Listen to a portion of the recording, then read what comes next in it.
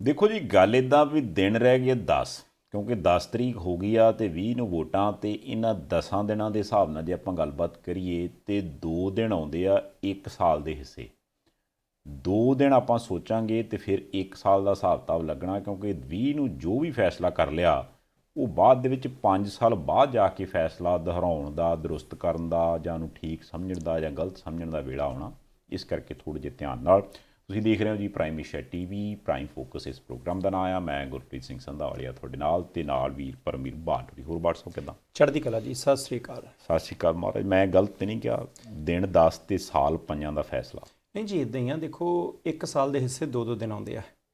ਤੁਸੀਂ 48 ਘੰਟੇ ਸੌਂ ਕੇ ਗਵਾ ਲਓ, ਰੋ ਕੇ ਗਵਾ ਲਓ, ਖਾ ਕੇ ਗਵਾ ਲਓ, ਰੈਲੀ ਜਾ ਕੇ ਗਵਾ ਲਓ, ਕਿਸੇ ਤਰੀਕੇ ਗਵਾ ਲਓ, ਤੁਸੀਂ ਉਹ 10 ਜਿਹੜਾ 48 ਘੰਟੇ ਨਹੀਂ ਗਵਾ ਰਿਹਾ, 1 ਸਾਲ ਗਵਾ ਰਹੇ। ਹਾਂ, ਸੋ ਇਹ ਬੜਾ ਜ਼ਰੂਰੀ ਆ। ਅਤੇ ਬਾਕੀ ਇਹ ਵੀ ਹੋ ਸਕਦਾ ਵੀ ਜੇ ਮੰਨ ਲਓ ਵੀ ਵੈਸੇ ਤਾਂ ਕਹਿੰਦੇ ਸਖਤੀ ਬੜੀ, ਇੱਦਾਂ ਦੀ ਕੋਈ ਗੱਲ ਹੈ ਨਹੀਂ ਗੀ, ਪਰ ਜੇ ਕਿਤੇ ਫਿਰ ਵੀ ਕੋਈ ਮਤਲਬ ਥੋੜ੍ਹਾ ਜਿਹਾ ਕੋਈ ਕੌੜਾ ਪਾਣੀ ਇੱਧਰ ਉੱਧਰ ਵਰਤਦਾ ਅਤੇ ਬੰਦਾ ਉੱਥੇ ਚਲੇ ਜਾਂਦਾ, ਅਤੇ ਉਦੋਂ ਬਾਅਦ ਆਉਂਦਾ ਵੀ ਪਤਾ ਨਹੀਂ ਮਿਸ ਹੋ ਗਈ ਸੀ ਉੱਥੇ, ਪਤਾ ਨਹੀਂ ਸਮਝ ਨਹੀਂ ਲੱਗੀ। ਅਤੇ ਜੇ 2 ਦਿਨ ਬੰਦਾ ਨਾ ਉੱਠਿਆ ਤਾਂ ਇਹ ਨਾ ਸਮਝੇ ਵੀ 2 ਦਿਨ ਬਾਪੂ ਉੱਥੇ ਪਿਆਰਿਆ ਬਕੈਂਡ ਥੱਲੇ ਨਿਕਲਿਆ ਨਹੀਂ।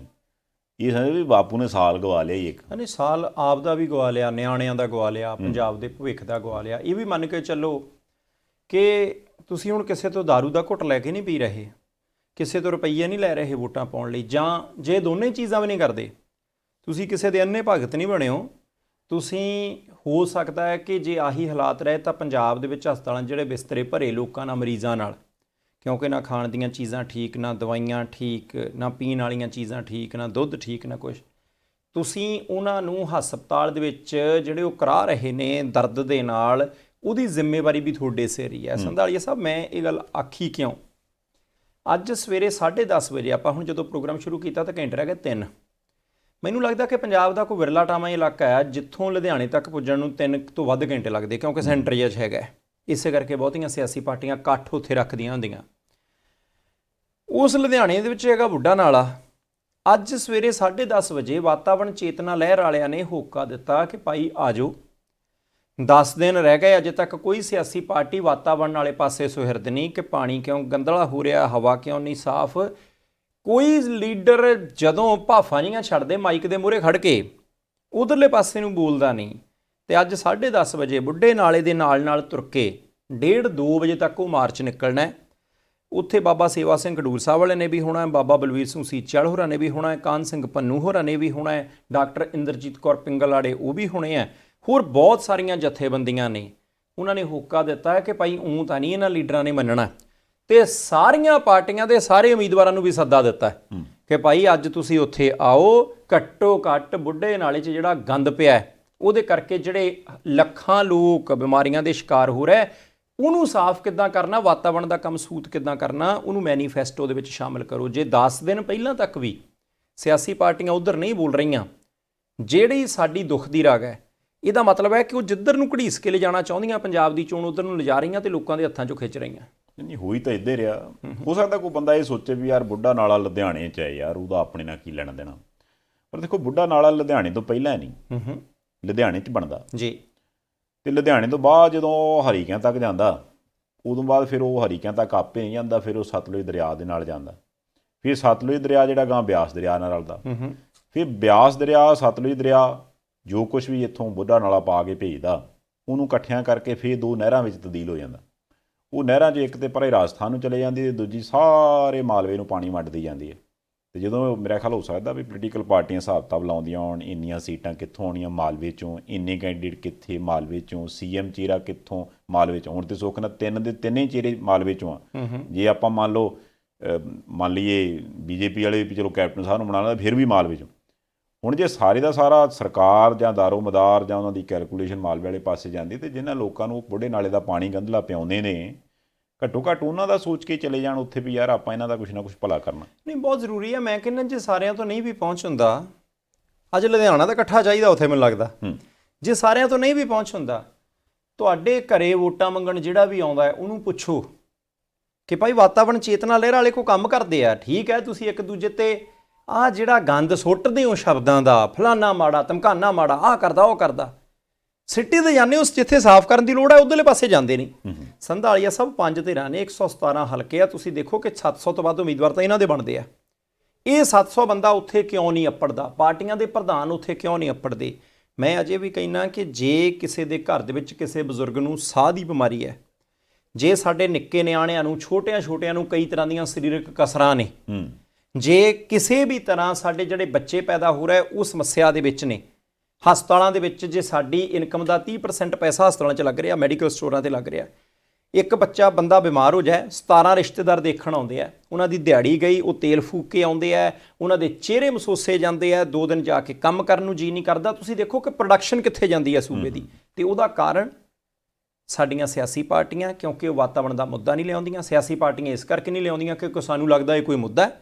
ਇਸ ਕਰਕੇ ਅਜੇ ਵੀ 10 ਦਿਨ ਹੈਗੇ ਆ, ਜੇ ਸੰਭਲ ਜਾਈਏ, ਬਾਬੇ ਨਾਨਕ ਦੀ ਧਰਤੀ ਆ, ਤੇ ਜੇ ਬਾਬੇ ਨਾਨਕ ਦੀ ਧਰਤੀ ਤੇ ਇਲੈਕਸ਼ਨ ਦੇ ਵਿੱਚ 25 ਸਾਲੀ ਵੀ ਇਸ ਬੁੱਢੇ ਨਾਲੇ ਦੀ ਵਾਤਾਵਰਣ ਦੀ ਗੱਲ ਨਾ ਹੋਈ ਫਿਰ ਤਾਂ ਠੀਕ ਹੈ, ਫਿਰ ਚੱਲਣ ਦਿਓ ਕੰਮ ਜਿੱਦਾਂ ਚੱਲਦਾ, ਛਣਕਣ ਦਿਓ ਝਾਂਜਰਾਂ, ਗੱਲ ਕਿਹੜੀ ਹੈ? ਨਹੀਂ, ਚਲੋ ਆਸ ਕਰਦੇ ਹਾਂ ਵੀ ਚਲੋ ਅੱਜ ਸ਼ਾਇਦ ਕੁਛ ਨਾ ਕੁਛ ਆਵੇ, ਹੋਵੇ, ਕੱਲ੍ਹ ਨੂੰ ਜਦੋਂ ਆਪਾਂ ਫਿਰ ਬੈਠੇ ਹੋਈਏ ਤੇ ਆਪਾਂ ਕੋਈ ਚੰਗੀ ਗੱਲ ਵੀ ਕਰ ਸਕੀਏ। ਪਰ ਫਿਰ ਮੈਂ ਯਾਦ ਕਰਾਵਾਂ, ਮੈਂ ਕੁਦਰਤੀ ਜਦੋਂ ਹਿਸਾਬ ਕਿਹਾ ਨਾ ਕਿ 5 ਸਾਲਾਂ ਦਾ ਹਿਸਾਬ ਕਿਹਾ, ਤੇ ਮੇਰੇ ਧਿਆਨ 'ਚ ਲੰਬੀ ਆ ਗਿਆ ਜੀ। ਲੰਬੀਓਂ ਵੱਡੇ ਬਾਲ ਸਾਹਿਬ ਇਸ ਵਕਤ ਚੋਣ ਲੜ ਰਹੇ ਆ। 94 ਸਾਲ ਦੇ ਕਹਿੰਦੇ, ਚਲੋ ਆਪਾਂ 95 ਮੰਨ ਕੇ ਚੱਲਦੇ ਹਾਂ ਵੀ ਅਗਲੀ ਵਾਰਾਂ ਜਦੋਂ ਇਲੈਕਸ਼ਨਾਂ ਹੋਣੀਆਂ ਉਦੋਂ 100 ਸਾਲ ਦੇ ਹੋਣੇ, ਉਹ ਇੰਨਾ ਫਰਕ ਪੈ ਜਾਣਾ ਜੀ। ਮੈਂ ਤਾਂ ਕਿਹਾ ਵੀ ਜਿਹੜੇ ਵੀ ਬੰਦੇ ਨੇ ਵੋਟ ਪਾਉਣੀ ਹਿਸਾਬ ਨਾਲ, ਕਿਉਂਕਿ ਦੇਖੋ ਉਮਰ ਦਾ ਕਿਹੜਾ ਪੰਦ ਹੁੰਦਾ ਨਹੀਂ। ਅੱਜ ਕੱਲ੍ਹ ਦੇਖੋ 100 ਸਾਲ ਉਮਰ ਕਿਸ ਦੀ ਹੁੰਦੀ ਆ, ਵੀ ਇੰਨੀ ਉਮਰ ਉਹਨਾਂ ਨੇ ਭੋਗਣੀ ਆ। ਸੋ ਇੱਕ ਦਿਨ ਨਾਲ ਕਿੰਨਾ ਫਰਕ ਪੈ ਰਿਹਾ, ਦੀ ਕੈਲਕੂਲੇਸ਼ਨ ਜ਼ਰੂਰ ਕਰ ਲੈਣ। ਨਹੀਂ, ਬਹੁਤ ਜ਼ਰੂਰੀ ਹੈ ਸੰਧਾਲੀਆ ਸਾਹਿਬ, ਇੰਨੀ ਕੁ ਜ਼ਰੂਰੀ ਹੈ। ਤੁਸੀਂ ਦੇਖੋ ਕਿ ਉੱਤਰ ਪ੍ਰਦੇਸ਼ ਦੇ ਵਿੱਚ ਵੀ ਚੋਣਾਂ ਨੇ ਤੇ ਪੰਜਾਬ 'ਚ ਵੀ। ਭਾਰਤ ਦੇ ਗ੍ਰਹਿ ਰਾਜ ਮੰਤਰੀ ਨਿਤਿਆਨੰਦ ਜੀ, ਉਹਨਾਂ ਨੇ ਪਾਰਲੀਮੈਂਟ ਦੇ ਵਿੱਚ ਖੜ ਕੇ ਇੱਕ ਗੱਲ ਆਖੀ, ਤੇ ਉਹ ਗੱਲ ਬਹੁਤ ਕਮਾਲ ਦੀ ਹੈ। ਉਹਨਾਂ ਨੇ ਕਿਹਾ ਕਿ ਪਿਛਲੇ 3 ਸਾਲਾਂ ਦੇ ਵਿੱਚ ਨਾ 9100 ਤੋਂ ਵੱਧ ਬੰਦੇ ਆਤਮ ਹੱਤਿਆ ਕਰ ਗਏ। ਪਾਰਲੀਮੈਂਟ ਦੇ ਵਿੱਚ ਔਨ ਰਿਕਾਰਡ ਹੈ, ਤੇ ਅਜੇ 24 ਘੰਟੇ ਨਹੀਂ ਹੋਏ। ਮੈਂ ਸੋਚ ਰਿਹਾ ਸੀ ਕਿ ਇੰਪੋਰਟੈਂਸ ਕਾਹਦੀ ਆ ਇਹਨਾਂ ਚੋਣਾਂ ਦੇ ਵਿੱਚ। 9100 ਤੋਂ ਵੱਧ ਬੰਦੇ 3 ਸਾਲਾਂ ਦੇ ਵਿੱਚ ਖੁਦਕੁਸ਼ੀ ਕਰ ਗਏ। ਕਾਹਦੇ ਕਰਕੇ? ਕਿ ਉਹ ਬੇਰੁਜ਼ਗਾਰ ਨੇ, ਉਹਨਾਂ ਨੂੰ ਕੰਮ ਨਹੀਂ ਲੱਭਾ। ਮੈਂ ਫਿਰ ਅੰਦਾਜ਼ਾ ਲਾਉਂਦਾ ਸੀ, ਕੈਲਕੂਲੇਸ਼ਨ ਕੀਤੀ 3 ਸਾਲਾਂ 'ਚ ਕਿੰਨੇ ਦਿਨ, ਤੇ ਇੱਕ ਦਿਨ ਦੇ ਹਿੱਸੇ 8 ਬੰਦੇ ਆਉਂਦੇ ਆ। ਹਰ 3 ਘੰਟੇ ਬਾਅਦ ਭਾਰਤ ਦੇਸ਼ ਮਹਾਨ ਦੇ ਵਿੱਚ ਇੱਕ ਬੰਦਾ ਇਸ ਕਰਕੇ ਖੁਦਕੁਸ਼ੀ ਕਰਦਾ ਕਿ ਉਹ ਬੇਰੁਜ਼ਗਾਰ ਹੈ। ਬੇਰੁਜ਼ਗਾਰ ਤੋਂ ਭਾਵ ਕਿ ਜਿੰਨੀ ਉਹਦੀ ਯੋਗਤਾ ਹੈ ਉਹਦੇ ਮੁਤਾਬਕ ਉਹਨੂੰ ਕੰਮ ਨਹੀਂ ਮਿਲਦਾ, ਜਾਂ ਕੋਈ ਵੀ ਕੰਮ ਨਹੀਂ ਮਿਲਦਾ। ਜੇ ਕੰਮ ਨਹੀਂ ਮਿਲਦਾ ਤਾਂ ਰੋਟੀ ਕਿੱਥੋਂ ਖਾਊਗਾ, ਸਮੱਸਿਆਵਾਂ ਦੇ ਵਿੱਚੋਂ ਬਾਹਰ ਕਿੱਥੋਂ ਨਿਕਲੂਗਾ।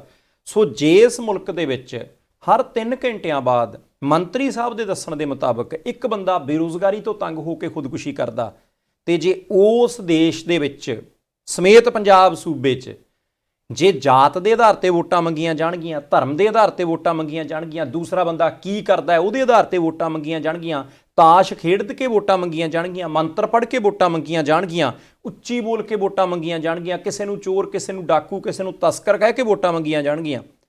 ਇਹਦਾ ਮਤਲਬ ਹੈ ਕਿ 25 ਸਾਲੀ ਜਦੋਂ ਆਪਾਂ ਇੱਦਾਂ ਹੀ ਜੁੜ ਕੇ ਬੈਠਾਂਗੇ, ਹੋ ਸਕਦਾ ਕਿ ਇੱਦਾਂ ਹੀ ਆਪਾਂ ਬੈਠ ਕੇ ਗੱਲ ਕਰੀਏ ਜੀ। ਹੁਣ 3 ਘੰਟਿਆਂ ਬਾਅਦ ਨਹੀਂ, ਹੁਣ 2 ਘੰਟਿਆਂ ਬਾਅਦ ਇੱਕ ਬੰਦਾ ਇਸ ਕਰਕੇ ਖੁਦਕੁਸ਼ੀ ਕਰ ਲੈਂਦਾ ਕਿ ਉਹਦੇ ਕੋਲ ਕੰਮ ਹੈ ਨਹੀਂ। ਨਹੀਂ, ਵੈਸੇ 3 ਘੰਟੇ ਤੁਸੀਂ ਕਹਿੰਦੇ ਹੋ, ਮੈਨੂੰ ਇਹ ਲੱਗਦਾ ਵੀ ਕੰਮ ਤੇ ਬੰਦਾ 8 ਘੰਟਿਆਂ ਦਾ ਲੱਭਦਾ ਨਾ। ਤੇ ਮੁਲਕ ਇਹ ਬਣ ਗਿਆ, ਜੇ ਸਰਕਾਰੀ ਰਿਕਾਰਡ ਦੇ ਹਿਸਾਬ ਨਾਲ ਆਪਾਂ ਗੱਲ ਕਰੀਏ, ਵੀ 8 ਘੰਟੇ ਦਾ ਕੰਮ ਤਾਂ ਨਹੀਂ ਮਿਲਦਾ ਜੀ। ਹਾਂ, ਉਹਨਾਂ 8 ਘੰਟਿਆਂ 'ਚ ਹਰੇਕ ਘੰਟੇ ਇੱਕ ਬੰਦਾ ਜ਼ਰੂਰ ਮਰ ਜਾਂਦਾ, ਸਿਰਫ ਇਸ ਕਰਕੇ ਵੀ ਰੋਜ਼ਗਾਰ ਹੈ ਨਹੀਂ ਜੀ। ਤੇ ਗੱਲਾਂ ਉਦੋਂ ਹੀ ਚੱਲਦੀਆਂ ਨੇ ਜਦੋਂ ਚਰਚਾ ਇਸ ਵਕਤ ਸਾਰੇ ਪਾਸੇ, ਆਪਾਂ ਚਲੋ ਉਸ ਵਿਸ਼ੇ 'ਚ ਬਹੁਤਾ ਨਹੀਂ ਪੈਂਦੇ। ਉਹ ਇਹ ਹੈ ਵੀ ਬੰਦੇ ਨੇ ਕੀ ਪਹਿਨਣਾ ਤੇ ਕੀ ਨਹੀਂ ਪਹਿਨਣਾ, ਇਹ ਇੱਕ ਵੱਖਰੀ ਤਰ੍ਹਾਂ ਦੀ ਚਰਚਾ ਬਣਾ ਦਿੱਤੀ ਗਈ ਆ। ਹੋ ਸਕਦਾ ਵੀ ਉਹ ਮਾਰਚ ਦੇ ਮਹੀਨੇ ਦੇ ਪਹਿਲੇ ਹਫ਼ਤੇ ਤੱਕ ਚੱਲੇ, ਤੇ ਅਚਾਨਕ 10 ਤੋਂ ਬਾਅਦ ਜਦੋਂ 11 ਮਾਰਚ ਆਵੇ ਤੇ ਫਿਰ ਉਹ ਚਰਚਾ ਕਿਤੇ ਹੋਵੇ ਹੀ ਨਾ ਵੀ ਬੰਦੇ ਨੇ ਜਾਂ ਖਾਸ ਕਰਕੇ ਔਰਤਾਂ ਨੇ ਕੀ ਪਹਿਨਣਾ ਤੇ ਕੀ ਨਹੀਂ ਪਹਿਨਣਾ। ਗਲਤ ਹੋ ਗਈ ਨਾ ਕੈਲਕੂਲੇਸ਼ਨ। 10 ਤਰੀਕ ਨਹੀਂ, 8 ਤਰੀਕ ਸਵੇਰ ਤੱਕ, ਕਿਉਂਕਿ 8-9 ਤਰੀਕ ਨੂੰ ਵੋਟਾਂ ਨੇ। ਬਾਕੀ ਸੰਧਾਲੀਆ ਸਾਹਿਬ, ਬੜੀ ਕਮਾਲ ਦੀ ਗੱਲ ਹੈ ਨਾ, ਜਾਣੀ ਮੀਡੀਆ ਵੀ ਕਿੱਥੇ ਪਹੁੰਚ ਗਿਆ, ਸਿਆਸਤ ਵੀ ਕਿੱਥੇ ਪਹੁੰਚ ਗਈ, ਤੇ ਆਮ ਲੋਕ ਵੀ ਕਿੱਥੇ ਪਹੁੰਚ ਗਏ ਕਿ ਕਿਹਨੇ ਕੀ ਪਾਉਣਾ ਹੈ, ਕਿਹਦੇ ਹੱਕ 'ਚ ਨਾਅਰੇ ਲਾਉਣੇ ਆ, ਕਿਹਦੇ ਵਿਰੋਧ ਦੇ ਵਿੱਚ ਲਾਉਣੇ ਆ, ਕਿਹੜਾ ਚੀਜ਼ ਪਾਈ ਚੰਗੀ ਲੱਗਦੀ ਹੈ, ਭਾੜੀ ਲੱਗਦੀ ਹੈ, ਕੌਣ ਕਦੋਂ ਖੁਦਕੁਸ਼ੀ ਕਰਦਾ ਹੈ। ਉਹਨਾਂ ਮਸਲਿਆਂ ਦੇ ਵਿੱਚ ਜਦੋਂ ਦੇਸ਼ ਫਸਿਆ ਹੋਇਆ ਹੈ, ਜਦੋਂ ਇਹ ਵੀ ਸਾਨੂੰ ਪਤਾ ਹੈ ਕਿ ਕੋਵਿਡ ਦੇ ਦੌਰਾਨ ਕਿੰਨੇ ਲੋਕ ਪੈਦਲ ਜਾਂਦੇ ਚੜ੍ਹਾਈ ਕਰ ਗਏ, ਕਿੰਨੇ ਲੋਕਾਂ ਦੇ ਉੱਤੇ ਟ੍ਰੇਨਾਂ ਚੜ੍ਹ ਗਈਆਂ, ਕਿੰਨੇ ਲੋਕਾਂ ਨੂੰ ਪਾਣੀ ਤੇ ਰੋਟੀ ਤੱਕ ਨਹੀਂ ਮਿਲੀ, ਐਨ ਉਸ ਮੌਕੇ ਦੇ ਉੱਤੇ ਕੈਲਕੂਲੇਸ਼ਨਾਂ ਕੀ ਨੇ? ਜੇ ਇਸ ਭਾਈਚਾਰੇ ਤੇ ਇਸ ਭਾਈਚਾਰੇ ਦੀਆਂ ਇੰਨੇ % ਵੋਟਾਂ ਜੇ ਰਲ ਜਾਣ ਤਾਂ ਬੰਦਾ ਜਿੱਤ ਜੂ। ਜਾਣੀ ਭਾਈਚਾਰਿਆਂ ਨੂੰ ਰਲਾ ਕੇ ਬੰਦਾ ਜਿਤਾਈ ਜਾਂਦੇ ਆ, ਕੰਮ ਕਰਨ ਵਾਲਾ ਬੰਦਾ ਜਿਤਾਉਂਦਾ ਹੀ ਨਹੀਂ। ਬਸ ਆਹੀ ਇੱਕ ਰੌਲਾ। ਹੁਣ ਤੁਸੀਂ ਦੇਖੋ, ਆ ਕੁਦਰਤੀ ਮੇਰੇ ਧਿਆਨ 'ਚ ਆਈ ਗੱਲ, ਕਿਉਂਕਿ ਹੈ ਤਾਂ ਉਹ ਵੀ ਪੜ੍ਹੇ ਨਿਆਣਿਆਂ ਦੀ ਗੱਲ ਨਾ, ਵੀ ਪੜ੍ਹਾਈ ਵੇਲੇ ਜੀ ਆਹ ਚੀਜ਼ ਪਾਉਣੀ ਚਾਹੀਦੀ ਕਿ ਨਹੀਂ ਪਾਉਣੀ ਚਾਹੀਦੀ। ਮਤਲਬ ਇਹ ਆਪਾਂ ਉਸ ਮੁਲਕ ਦੇ ਵਿੱਚ ਚਰਚਾ ਕਰ ਰਹੇ ਹਾਂ ਜਿਹੜਾ ਮੁਲਕ ਕਹਿੰਦਾ ਵੀ ਹੋਰ 5-7 ਸਾਲਾਂ ਨੂੰ ਅਸੀਂ ਨੰਬਰ 1 ਹੋ ਜਾਣਾ, ਹੋਰ ਕਿਸੇ ਪਾਸਿਓਂ ਹੋਈਏ ਨਾ ਹੋਈਏ, ਆਬਾਦੀ ਵਾਲੇ ਪਾਸੇ। ਉਹ ਮੁਲਕ ਜਿਹੜਾ ਇਹ ਦਾਅਵਾ ਕਰਦਾ ਵੀ ਮਹਾਰਾਜ ਸਾਡੇ ਕੋਲੇ ਨੌਜਵਾਨ ਸ਼ਕਤੀ ਬਹੁਤ ਜ਼ਿਆਦਾ। ਕੁਦਰਤੀ ਮੈਂ ਇੱਥੇ ਸਕੂਲੋਂ ਛੁੱਟੀ ਹੋਈ ਆਉਂਦੇ ਨਿਆਣਿਆਂ ਨੂੰ ਦੇਖਾਂ, ਪਹਿਲੀ ਗੱਲ ਤਾਂ ਉਹਨਾਂ ਦੀ ਵਰਦੀ ਕੋਈ ਨਹੀਂ, ਜਿਹਨੇ ਜੋ ਪਾਉਣਾ ਅਗਲਾ ਪਾ ਲਵੇ। ਹੁਣ ਉਹਦੇ 'ਚ ਮੈਂ ਦੇਖਾਂ ਵੀ ਉਹਨਾਂ ਦੇ ਮਤਲਬ ਚਿਹਰਿਆਂ ਮੋਹਰਿਆਂ ਤੋਂ ਇਹ ਪਤਾ ਲੱਗਦਾ ਵੀ ਕੁਛ ਬੱਚੇ ਤਾਂ ਹੋ ਸਕਦਾ ਵੀ ਇੱਥੋਂ ਦੇ ਹੋਣ, ਕੁਛ ਇੱਥੋਂ ਦੇ ਹੈ ਨਹੀਂ, ਯਾਨੀ ਕਿ ਉਹਨਾਂ ਦੇ ਮਾਂ ਪਿਓ ਕਿਸੇ ਹੋਰ ਦੇਸ਼ ਤੋਂ ਆਏ ਸੀਗੇ। ਅਤੇ ਜਿਵੇਂ ਉਹ ਰਚ ਮਿਚ ਕੇ ਹੱਸਦੇ ਖੇਡਦੇ ਇੱਕੋ ਥਾਂ 'ਤੇ ਤੁਰੇ ਜਾਂਦੇ, ਇੱਕੋ ਸਕੂਲ 'ਚ ਪੜ੍ਹਦੇ ਸੀ, ਮੈਂ ਸੋਚਾਂ ਵੀ ਜੇ ਇੱਥੇ ਵੀ ਘੁੰਦਾ ਤੇ ਹੋ ਸਕਦਾ ਵੀ ਕੱਲਾ ਇੱਧਰੋਂ ਲੈਣ 'ਤੇ ਉਹ ਨੋ ਤੂੰ ਤਾਂ ਇਹਨਾਂ ਵਾਲਾ, ਉਹ ਤੂੰ ਤਾਂ ਇਹਨਾਂ ਵਾਲਾ, ਲੈ ਤੈਨੂੰ ਪਤਾ ਨਹੀਂ ਤੇਰੀ ਤਾਂ ਤੀਸਰੀ ਪੀੜ੍ਹੀ ਫਲਾਣੇ ਥਾਂ ਤੋਂ ਆਈ ਸੀ, ਤੂੰ ਇੱਧਰ ਚੱਲ ਜਾ। ਹੋ ਸਕਦਾ ਇੱਥੇ ਵੀ ਇਹੋ ਜਿਹਾ ਕੁਛ ਕਰ ਲੈਣ, ਪਰ ਇਹ ਲੋਕ ਉਹਨਾਂ ਦੀ ਗੱਲ ਨਾਲ ਧਿਆਨ ਨਹੀਂ ਦਿੰਦੇ ਜੀ। ਨਹੀਂ, ਇਹ ਸੰਧਾਲੀਆ ਸਾਹਿਬ ਚੰਗਾ ਹੋਇਆ ਤੁਸੀਂ ਇੱਥੋਂ ਦੀ ਗੱਲ ਛੇੜੀ ਹੈ, ਕਿਉਂਕਿ ਹੋ ਸਕਦਾ ਪ੍ਰਾਈਮ ਏਸ਼ੀਆ TV ਦੇ ਪਰਿਵਾਰ ਦੇ ਮੈਂਬਰ ਕਹਿਣ ਕਿੱਧਰ ਨੂੰ ਲੈ ਚੱਲੇ ਹੋ। ਮੈਂ ਥੋੜ੍ਹੀ ਦੇਰ ਪਹਿਲਾਂ ਹੀ ਇੱਥੋਂ ਦੇ ਰਿਚਮੰਡ ਦੇ ਇੱਕ MLA ਨੇ ਅਮਨ ਸਿੰਘ, ਉਹਨਾਂ ਦੇ ਨਾਲ ਪ੍ਰੋਗਰਾਮ 'ਚ ਗੱਲਬਾਤ ਕੀਤੀ ਤਾਂ ਉਹਨਾਂ ਨੇ ਇੱਕ ਗੱਲ ਕਹੀ ਤਾਂ ਮੇਰੇ ਮਨ ਦੇ ਵਿੱਚ ਠੱਕ ਦੇਣੀ ਵੱਜੀ। ਆਪਾਂ ਨੂੰ ਪਤਾ ਕਿ ਭਾਰਤ ਦੇ ਵਿੱਚ ਅੱਜ ਕੱਲ੍ਹ ਸੜਕਾਂ ਨਿਕਲ ਰਹੀਆਂ, ਐਕਸਪ੍ਰੈਸ ਵੇ ਬਣ ਰਹੇ ਆ, ਉਹਦੇ ਲਈ ਕਿਤੇ ਧਰਨਾ ਲੱਗਾ ਜੀ, ਸਾਡੀ ਜ਼ਮੀਨ ਹੈ, ਉਹਦੀ ਜ਼ਮੀਨ, ਆਹ ਕਰ ਰਿਹਾ। ਉਹ ਇੱਕ ਪਾਣੀ ਦੇ ਦਰਿਆ ਦੇ ਸਮੁੰਦਰ ਦੇ ਥੱਲਿਓਂ ਦੀ ਸੜਕ ਬਣਾਈ ਹੈ, ਉਹ ਛੋਟੀ ਹੈ, ਭੀੜੀ ਹੈ, ਆਬਾਦੀ ਵੱਧ ਗਈ, ਟ੍ਰੈਫਿਕ ਜੈਮ ਹੁੰਦਾ, ਅਤੇ ਉਹ ਹੁਣ ਚੌੜੀ ਕਰਨੀ ਹੈ, ਵੱਧ ਲੇਨਾਂ ਵਾਲੀ ਸੜਕ ਬਣਨੀ ਹੈ। ਉਹਦੇ ਵਿੱਚ ਉਹਨਾਂ ਨੇ 2-3 ਪੁਆਇੰਟ ਦੱਸੇ।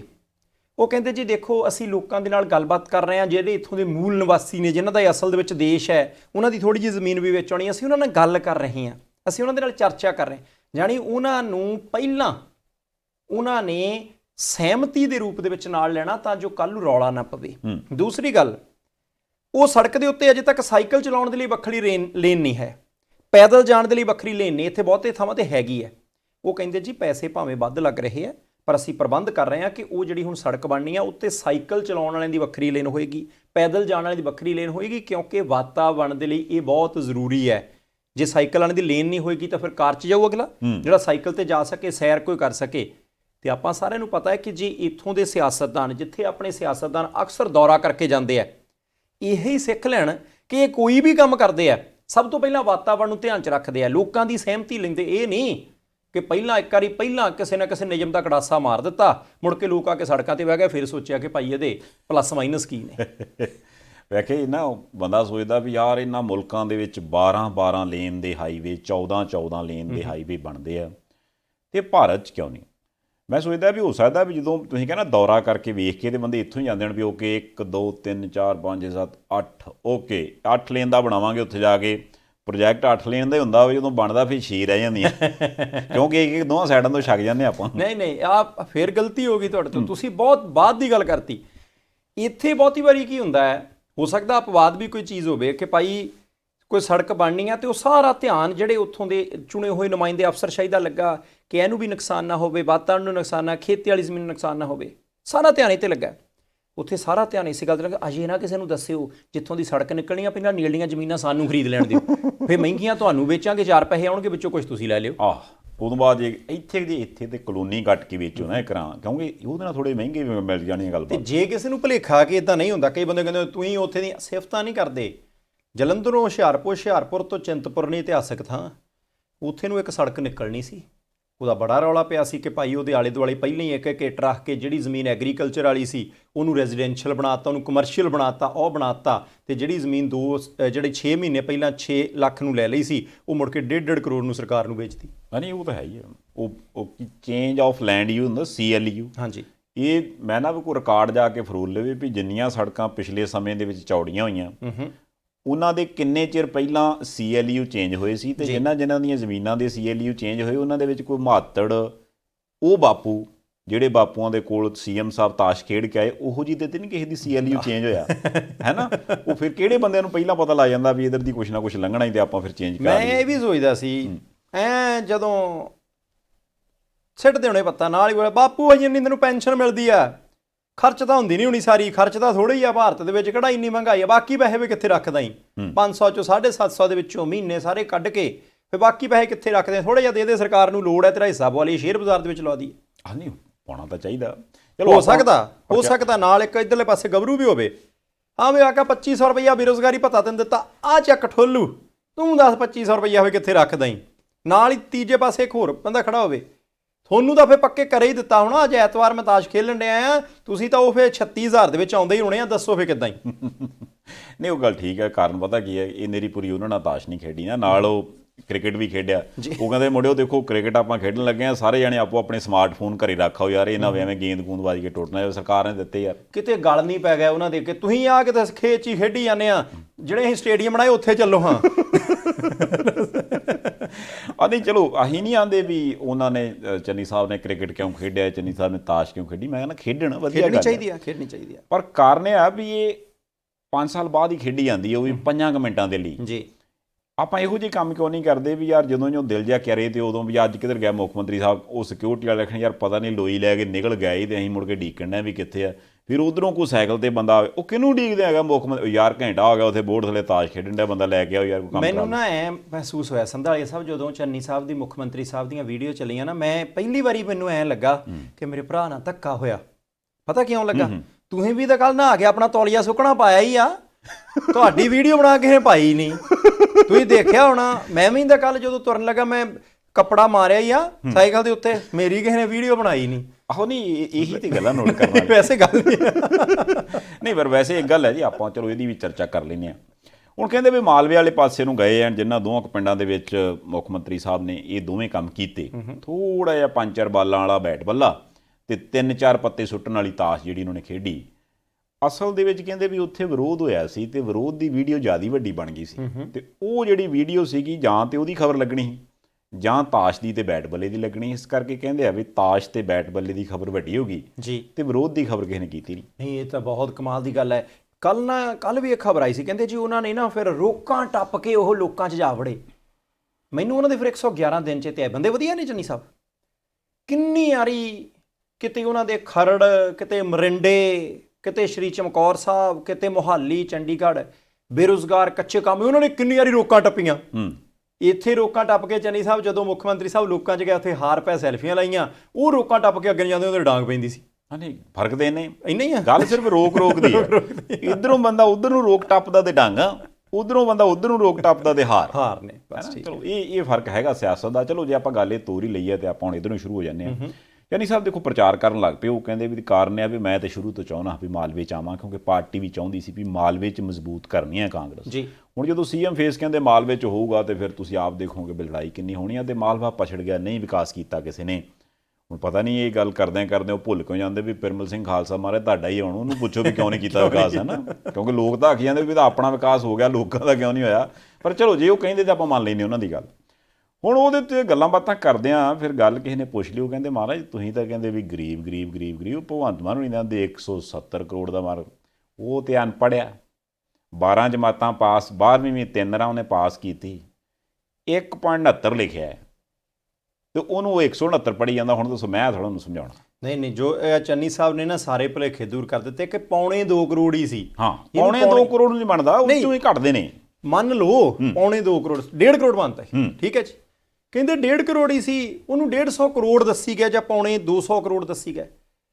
ਇਹ ਗੱਲ ਉਹਨਾਂ ਦੀ ਠੀਕ ਹੈ ਕਿ ਉੱਥੇ ਕਿਤੇ ਨਾ ਕਿਤੇ ਬਿੰਦੀ ਲਾਉਣ ਦੇ ਵਿੱਚ ਭਗਵੰਤ ਮਾਨ ਸਾਹਿਬ ਤੋਂ ਗਲਤੀ ਹੋ ਗਈ ਜਾਂ ਬੋਲ ਗਏ, ਪਰ ਫਿਰ ਵੀ ਹੋ ਸਕਦਾ ਕਿ ਪੰਜਾਬ ਦੇ ਬਹੁਤ ਸਾਰੇ ਲੋਕ ਹੁੰਦੇ ਯਾਰ ਜੇ ਫਿਰ 2.25 ਕਰੋੜ ਵਾਲਾ 1.5 ਕਰੋੜ ਵਾਲਾ ਵੀ ਬੰਦਾ ਗਰੀਬ ਹੈ, ਫਿਰ ਤਾਂ ਅਸੀਂ ਗਰੀਬ ਹੀ ਠੀਕ ਆ, ਸਾਨੂੰ ਗਰੀਬ ਕਰ ਦਿਓ। ਨਹੀਂ ਫਿਰ ਮੈਂ ਨਾ ਵੀ ਚਲੋ ਭਗਵੰਤ ਮਾਨ ਸਾਹਿਬ ਤੇ ਅਨਪੜ੍ਹ ਹੋ ਗਏ, ਸੁਖਬੀਰ ਬਾਦਲ ਸਾਹਿਬ ਵੀ ਅਨਪੜ੍ਹ, ਉਹਨਾਂ ਨੇ ਵੀ ਕਿਹਾ ਨਹੀਂ ਉਹ ਉਦੋਂ ਪਹਿਲਾਂ ਕਹਿੰਦੇ ਵੀ ਇਹ ਪਤਾ ਕਰੋ ਵੀ ਕਿੰਨੇ ਕਰੋੜ ਵਾਲੀ ਗੱਡੀ ਤੇ ਮੁੰਡਾ ਹੁੰਦਾ।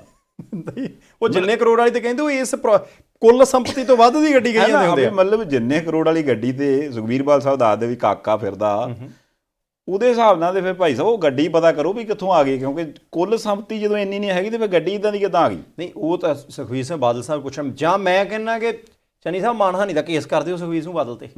ਇਹ ਗੱਲ ਅਗਲਾ ਕਹਿ ਕਿੱਦਾਂ ਗਿਆ ਇਹ ਵੀ ਆਪਣੇ ਕੋਲੇ 1.5 ਕਰੋੜ ਵੀ ਮਸਾਂ ਆ, 2.25 ਕਰੋੜ ਤੱਕ ਨਹੀਂ ਆਪਣੇ ਪਹੁੰਚਦੇ, ਉਹ ਕਈ ਕਰੋੜ ਦੀ ਗੱਡੀ ਦਾ ਇਲਜ਼ਾਮ ਲਾਈ ਜਾਂਦੇ। ਇਹ ਗੱਲ ਥੋੜੀ ਆ ਕਿ ਜਿਹੜਾ ਬੰਦਾ ਮਰਜ਼ੀ ਉੱਠੇ ਤਾਂ ਇੱਦਾਂ ਕਹਿ ਦੇਵੇ ਚੰਨੀ ਸਾਹਿਬ ਨੂੰ ਵਕੀਲ ਕਰਨਾ ਚਾਹੀਦਾ ਆ। ਹਾਂ ਨਹੀਂ ਕਰਨਗੇ, ਫਿਲਹਾਲ ਤੇ ਉਹ ਕਹਿੰਦੇ ਵੀ ਇੱਕ ਵਾਰ ਮੁੱਖ ਮੰਤਰੀ ਬਣ ਜਾਈਏ, ਬਾਕੀ ਕੰਮ ਬਾਅਦ ਚ ਕਰਦੇ ਸਾਰੇ। ਨਹੀਂ ਫੇਰ ਸਰਕਾਰੀ ਵਕੀਲ ਨਿੱਜੀ ਕੇਸ ਨਹੀਂ ਲੜਦਾ, ਇਹਦਾ ਟਾਈਮ ਦੱਸੋ ਨਾ। ਅੱਛਾ ਚਲੋ, ਭਗਵੰਤ ਮਾਨ ਸਾਹਿਬ ਦੀ ਗੱਲ ਆਈ ਸੀ, ਪੰਜਾਬ ਦੇ ਵਿੱਚ ਨਾ ਬਹੁਤ ਸਾਰੇ ਮੈਂਬਰ ਪਾਰਲੀਮੈਂਟ ਨੇ ਆਪਣੇ ਕੋਲੇ। ਗੁਰਜੀਤ ਸਿੰਘ ਔਜਲਾ ਨੇ, ਡਿੰਪਾ ਸਾਹਿਬ ਨੇ, ਸਨੀ ਦਿਓਲ ਸਾਹਿਬ ਨੇ, ਇਧਰਲੇ ਪਾਸੇ ਬਿੱਟੂ ਸਾਹਿਬ ਨੇ, ਡਾਕਟਰ ਅਮਰ ਸਿੰਘ ਹੋਰੀਆਂ, ਬੀਬੀ ਪ੍ਰਨੀਤ ਕੌਰ ਨੇ, ਉਧਰਲੇ ਪਾਸੇ ਸੁਖਬੀਰ ਸਿੰਘ ਬਾਦਲ ਨੇ, ਬੀਬੀ ਬਾਦਲ ਨੇ। ਬਹੁਤ ਸਾਰੇ ਨਾਮ ਲੈਤੇ, ਕੁਝ ਛੱਡਤੇ। ਨਹੀਂ ਆਪਣੇ ਮੇਰਾ ਖਿਆਲ ਅੱਜ ਕੱਲ੍ਹ ਮਨੀਸ਼ ਤਿਵਾੜੀ ਨੇ। ਨਹੀਂ ਉਹ ਕਲਾਕਾਰ ਵੀ ਨੇ। ਉਹ ਨਹੀਂ, ਉਹ ਦਿੱਲੀ ਨੇ। ਨਹੀਂ ਮੁਹੰਮਦ ਸਦੀਕ ਸਾਹਿਬ, ਸਦੀਕ ਸਾਹਿਬ ਨੇ। ਉਹ ਸਾਰੇ ਮੈਂਬਰ ਪਾਰਲੀਮੈਂਟ ਨੇ। ਪਾਰਲੀਮੈਂਟ ਚੱਲੀ ਜਾਂਦੀ ਹੈ। ਇੱਥੇ ਚੋਣਾਂ ਨੇ, ਆਸ ਉਮੀਦ ਕੋਈ ਨਹੀਂ ਸੀ। ਇੱਕ ਗੱਲ ਤਾਂ ਹੈਗੀ ਹੈ, ਹੁਣ ਭਗਵੰਤ ਮਾਨ ਹੋਰੀ ਦੁਪਹਿਰੇ 11 ਕੁ ਵਜੇ ਤੱਕ ਲੋਕਾਂ ਨੇ ਦੇਖਿਆ ਕਿ ਮਾਝੇ ਦੇ ਵਿੱਚ ਕਰਦੇ ਸੀ ਸੰਬੋਧਨ ਕਿਸੇ ਪਿੰਡ ਦੇ ਵਿੱਚ। 2-3 ਘੰਟੇ ਬਾਅਦ ਅਚਾਨਕ ਇੱਕ ਵੀਡੀਓ ਕਲੁੱਕ ਕਲੁੱਕ ਜਿਹੜੀ ਲੋਕਾਂ ਦੇ ਫੋਨ ਦੇ ਉੱਤੇ ਹੋਈ। ਪਾਰਲੀਮੈਂਟ ਲੱਗੀ ਹੈ, ਭਗਵੰਤ ਮਾਨ ਹੋਰੀ ਬੈਠੇ। ਬਹੁਤ ਸਾਰੇ ਲੋਕਾਂ ਨੂੰ ਲੱਗਾ ਪੁਰਾਣੀ ਵੀਡੀਓ ਹੈ। ਭਗਵੰਤ ਮਾਨ ਹੋਰੀ ਮੈਂਬਰ ਪਾਰਲੀਮੈਂਟ ਦੇ ਰੂਪ ਦੇ ਵਿੱਚ ਉੱਥੇ ਗਏ ਤੇ ਜਾ ਕੇ ਕਹਿੰਦੇ ਜੀ ਸਪੀਕਰ ਸਾਹਿਬ ਸਾਡੇ ਕਿਸਾਨ ਨੇ, ਗੰਨੇ ਦੇ ਪੈਸੇ ਨਹੀਂ ਮਿਲਦੇ। ਸਪੀਕਰ ਸਾਹਿਬ, ਪ੍ਰਧਾਨ ਮੰਤਰੀ ਸਾਹਿਬ ਨੇ ਮਾਫੀ ਮੰਗਦੇ ਆ ਕਾਨੂੰਨ ਵਾਪਸ ਲੈ ਲੈ, ਪਰ ਮੁਕੱਦਮੇ ਵਾਪਸ ਨਹੀਂ ਹੋਏ, ਉਹਨਾਂ ਨੂੰ ਮੁਆਵਜ਼ਾ ਨਹੀਂ ਮਿਲਿਆ। ਸਪੀਕਰ ਸਾਹਿਬ ਕਪਾਹ, ਨਰਮਾ, ਗੁਲਾਬੀ, ਚਿੱਟੀ ਸੁੰਡੀ ਪੈਸੇ ਨਹੀਂ ਮਿਲਦੇ, ਕਿਸਾਨਾਂ ਦੀ ਸਾਰ ਲਓ। ਫਿਰ ਤੰਗਲੀ, ਨਸੀਬ, ਫੋਲੀਏ, ਜੱਗਿਆ, ਸਾਰੀਆਂ ਚੀਜ਼ਾਂ ਜਿਸ ਤਰੀਕੇ ਗਿਣੀਆਂ ਤੇ ਚਿਣੀਆਂ।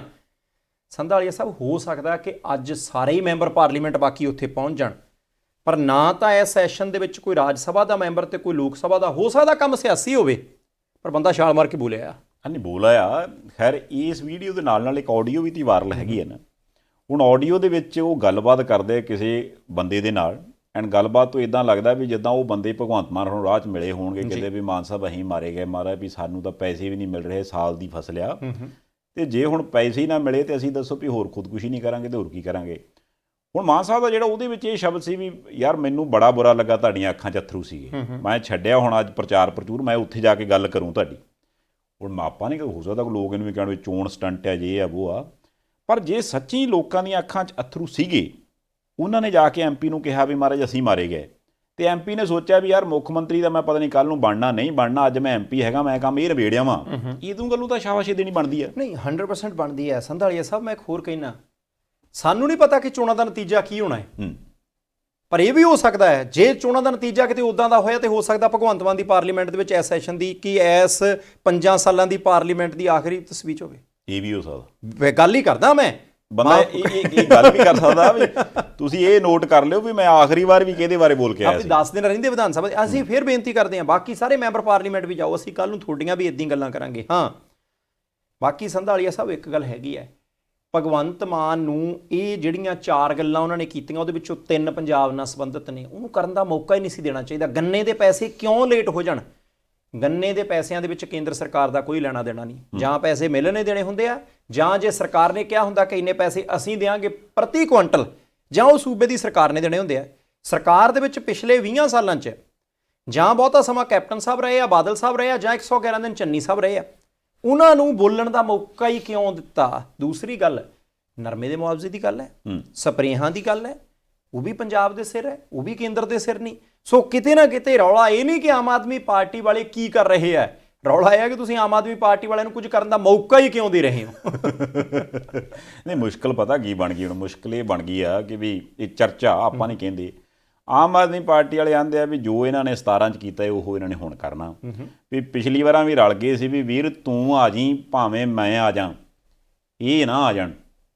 ਹੁਣ ਉਹ ਫੇਰ ਚਰਚਾ ਕਰਦੇ ਨੇ ਵੀ ਜਾਂ ਉਹ ਕਹਿੰਦੇ ਤੂੰ ਆ ਜੀ ਜਾਂ ਮੈਂ ਆ ਜਾ, ਇਹ ਨਾ ਆ ਜਾਣ।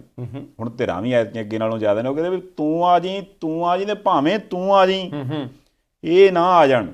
ਅੱਛਾ, ਜੇ ਉਹ ਗੱਲਾਂ ਇੱਦਾਂ, ਇਹ ਉਹਨਾਂ ਦੀਆਂ ਗੱਲਾਂ ਆਮ ਆਦਮੀ ਪਾਰਟੀ ਵਾਲਿਆਂ ਨੇ, ਜੇ ਤੇ ਗੱਲਾਂ ਇੱਦਾਂ ਦੀ, ਤੇ ਇੱਕ ਗੱਲ ਸੋਚਣ ਵਾਲੀ ਹੈ ਵੀ ਜੇ ਇੰਨੇ ਹੀ ਪੰਜਾਬ ਦੇ ਲੋਕ ਲਾਈ ਲੱਗ ਨੇ ਵੀ ਯਾਰ ਇਹਦੇ ਕਹਿਣ ਤੇ ਉਹਨੂੰ, ਉਹਦੇ ਕਹਿਣ ਤੇ ਉਹਨੂੰ, ਉਹਦੇ ਕਹਿਣ ਤੇ ਉਹਨੂੰ ਵੋਟਾਂ ਪਾਉਂਦੇ, ਤੇ ਫਿਰ ਪੰਜਾਬ ਵਾਲੇ ਲੋਕ ਭਾਲਦੇ ਕਿ ਉਹ ਵੀ 5 ਸਾਲ ਬਾਅਦ ਆਪਾਂ ਨੂੰ ਕੁਝ ਚੇਂਜ ਚਾਹੀਦੀ। ਘੱਟੋ ਘੱਟ ਡਿਸੀਜਨ ਤੇ ਆਪਣਾ ਹੋਵੇ। ਮੈਂ ਨਹੀਂ ਕਹਿੰਦਾ ਆਪ ਨੂੰ ਵੋਟ ਪਾਓ, ਅਕਾਲੀਆਂ ਨੂੰ ਪਾਓ, ਕਾਂਗਰਸ ਨੂੰ ਪਾਓ, ਬੀਜੇਪੀ ਨੂੰ ਪਾਓ, ਪਰ ਜਿਹਨੂੰ ਵੀ ਪਾਓ ਘੱਟੋ ਘੱਟ ਇਹ ਤੇ ਪਾਓ ਨਾ ਵੀ ਯਾਰ ਮੈਂ ਆਪਣੀ ਮਰਜ਼ੀ ਨਾਲ ਪਾਈ। ਸੰਧਾਲੀਆ ਸਾਹਿਬ, ਇਹ ਨਾ ਪਿਛਲੇ ਤਕਰੀਬਨ 10 ਸਾਲਾਂ ਤੋਂ ਗੱਲ ਚਰਚਾ ਦੇ ਵਿੱਚ ਆਉਂਦੀ ਆ ਜੀ, ਉਹਨਾਂ ਨੇ ਉਹਨੂੰ ਵੋਟਾਂ ਪਵਾਤੀਆਂ। ਅੱਜ ਬੀਬੀ ਹਰਸਿਮਰਤ ਕੌਰ ਬਾਦਲ ਹੋਰਾਂ ਨੇ ਵੀ ਕਿਹਾ ਕਿ ਆਮ ਆਦਮੀ ਪਾਰਟੀ ਤੇ ਕਾਂਗਰਸ ਰਲੇ ਆ। ਆਮ ਆਦਮੀ ਪਾਰਟੀ ਵਾਲੇ ਕਹਿੰਦੇ ਜੀ ਅਕਾਲੀ, ਭਾਜਪਾ ਤੇ ਕਾਂਗਰਸ ਰਲੇ ਆ।